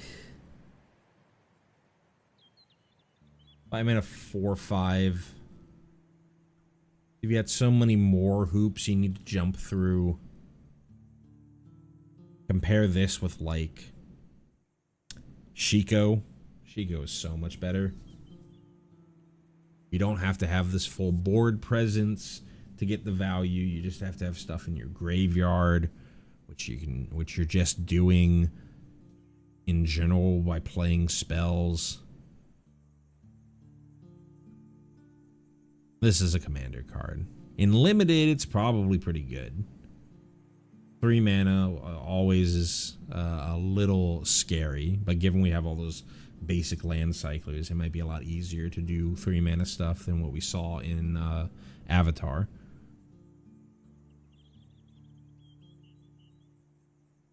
But yeah, I don't really see this going anywhere in standard. Love to be proven wrong, but I don't think I will be.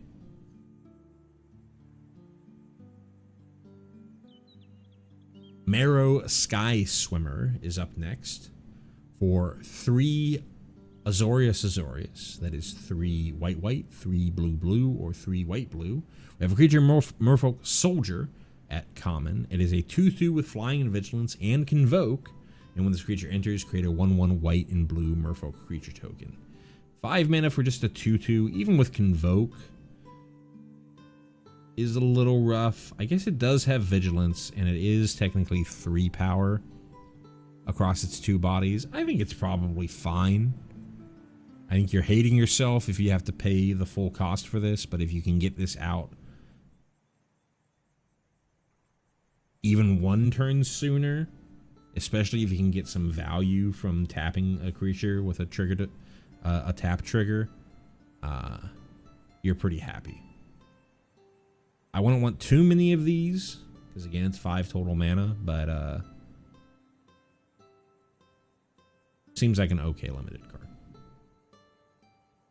Noggle Robber for 1 Gruul. And I can't repeat myself over and over again for all that stuff. Y'all figured it out. We have a creature, Noggle Rogue. I have no idea what a Noggle is. Looks like a dog. I'm sure they're just going to change it to dog when they do their next creature type update. Maybe it's like a horse. Anyways, creature Noggle Rogue at uncommon. It's a 3/3 for 3. When it enters or dies, create a treasure token. It's fine.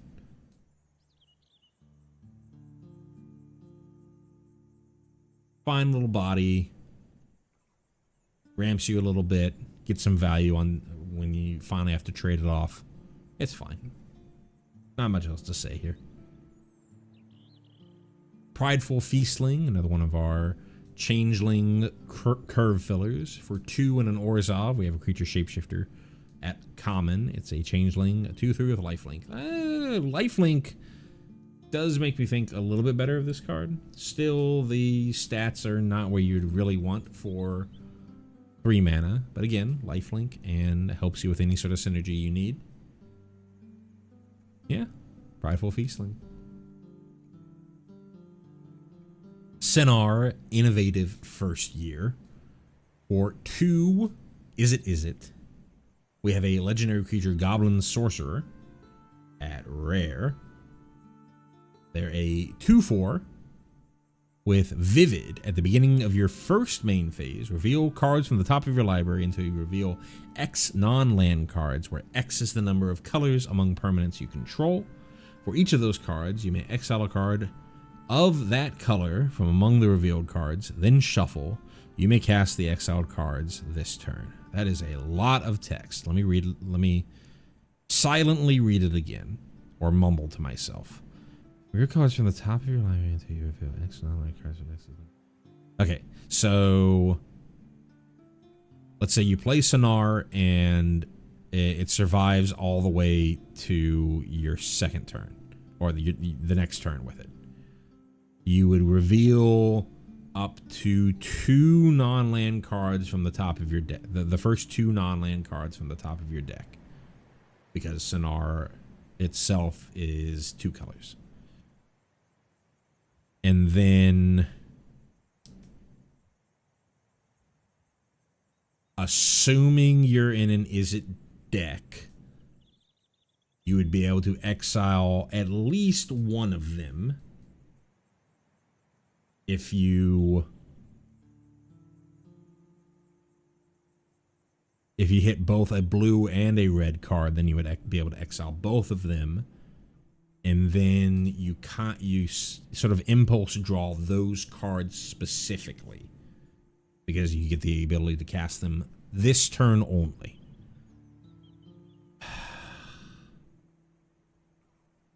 All 4 mana? No. 4 mana is too slow. It's great in limited. It's a bomb in limited. Just unlimited card advantage. But way too slow for standard. I'm sorry.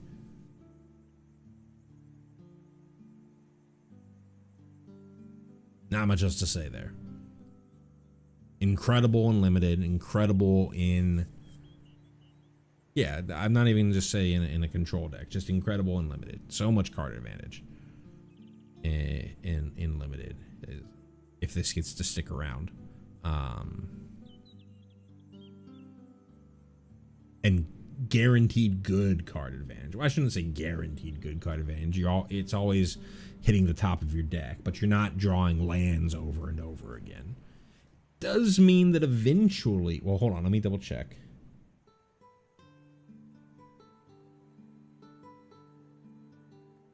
It's not exiling them. And then you're shuffling. Okay, it's exiling the ones that you picked, but it's not like the Bray, where you're exiling until you hit number. You're just revealing until you hit X numbers. You still get to keep the other things. So yeah.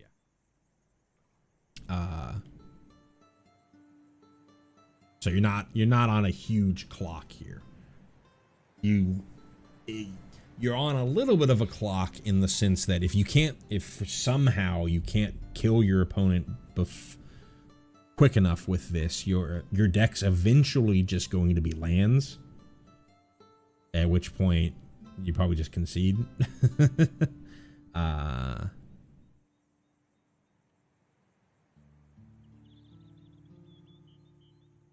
But yeah, I would imagine if you've gone so far that you're at that point and you haven't killed them, then your deck probably is just awful to begin with. So yeah, that's going to be a very rare instance. Anyways, Sonar. Sig's command. Here is our Azorius command. For 1, a white and a blue, we have a Kindred Sorcery Merfolk. So a sorcery, but for 3 mana. At rare, choose 2. Get a token that's a copy of target Merfolk you control, like we said.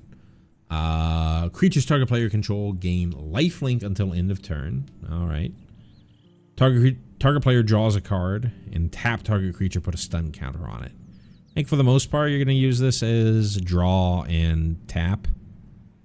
But, I mean, there's worlds where you give lifelink. There's always worlds where you copy a Merfolk. I think this is probably pretty good and limited.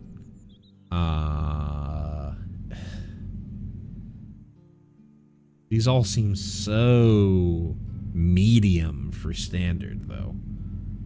This is certainly not the commands from Strixhaven.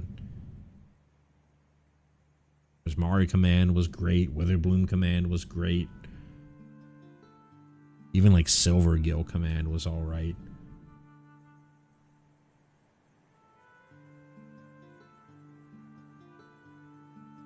Tam, Mindful First Year. For 1 and a Simic, we have a legendary creature, Gorgon Wizard. At rare, she is a 2/2. With each of the creature you control has hexproof from each of its colors. And then tap, target creature you control becomes all colors until end of the turn. This is mom at home, daughter. I don't know what you would say here. It's not Guide of Souls, Giver of Runes, Tam of Runes. I'm just going out of the way here to say that this is a standard level Mother of Runes style card. You're able to, if this gets to stick around, then your opponent really has a hard time being able to use any removal on your creatures. And unlike something like Giver of Runes, Tam can target herself. So that's why it's closer to Mother of Runes. They have some sort of colorless removal, then sure, they can get around it. But there's not that much colorless removal in Standard. I'm trying to think. Like, there's some like really bad draft level cards, but not playable stuff. There's like, I mean, there's sweepers. Sweepers get around it, sure. But there's like Ugin. Ugin's playable, but you're all the way at 7 mana for that to start happening. I think this card's great. Don't really know where it fits in. So much of the decks out there are so highly synergistic, and they don't, given the fact that it's so much ships passing in the night, like, do you even care? Or are you just trying to kill them already? If the format slows down, this becomes very, very good. But if the format is just nobody has any good interaction, then why does this matter? I'm just getting on my soapbox again. I mean, certainly, I'm saying nobody has any good interaction. Obviously, there's the Lessons deck that is all interaction. But that deck's also just kind of ships passing in the night. Anyways, incredible card. Incredibly powerful card. Don't know if it's the right standard environment for this card. You're not giving protection, so you don't get to use it as offensively as you could with something like a Giver or a Mother of Runes. This is just protection.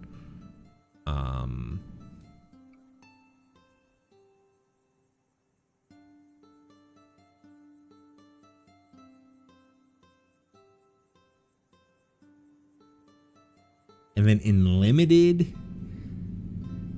it's fine. If your opponent is really trying to be like mono removal, this kind of destroys that. But again, since you can't use this offensively, you can't use this offensively. So I've been comparing it to Mother of Runes favorably. It doesn't, since it's not giving protection, you can't just chump forever like you could with a Mother of Runes or Giver of Runes. This is really just blanking their removal. And so it ends up just being fine and limited.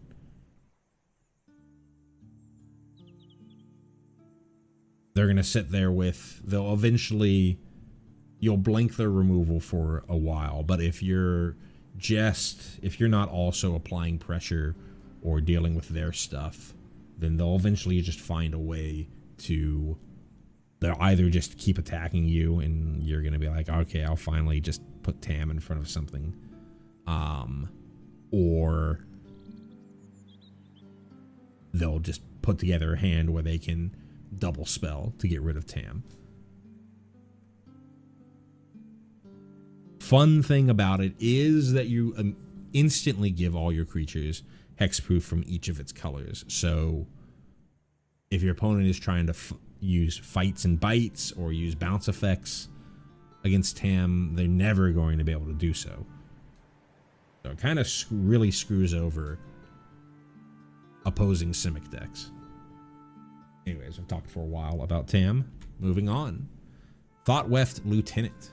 For a green and a white, we have a creature, Kithkin Soldier, at uncommon.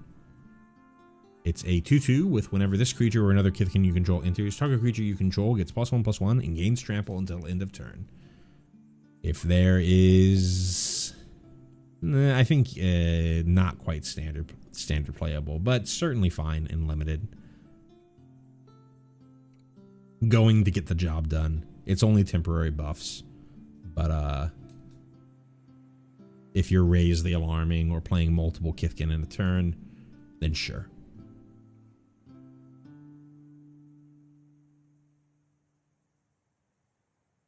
Vibrance is up next, and I'm going to check real quick. Okay, we have 3 more cards till we get to the colorless, and then I'm going to end the stream there, because we're about at 4 hours. Vibrance is up next. For 3 Gruul, we have a creature, Elemental Incarnation, at Mythic. It is a 4/4 with Evoke Gruul. It has, as we've seen before, when this creature enters, if red was spent to cast it, it deals 3 damage to any target.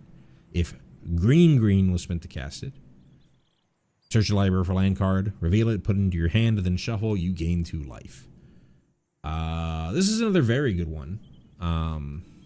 And I think this one actually is close to actual standard playability, even in current standard, because it's so much cheaper than the rest of it.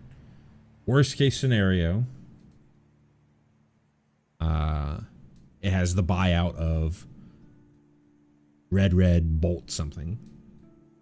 An important thing to know with the green is it's any land card. So if you have some fun utility land that you're wanting to get, this can get it. It puts it into your hand. It's a lay of the land. It's not a, it's not ramp, but still. If you think of this as like a Gruul mid-range card, play this on turn 5, ETB, Flame Tongue Kavu, something, and basically draw a card and gain 2 life. That's a pretty good mid-range card.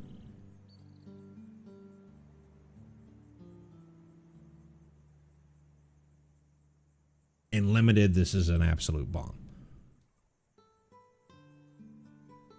And given the fact that it's 5 mana, you absolutely would hate yourself if you have to cash it in, but you always have that option.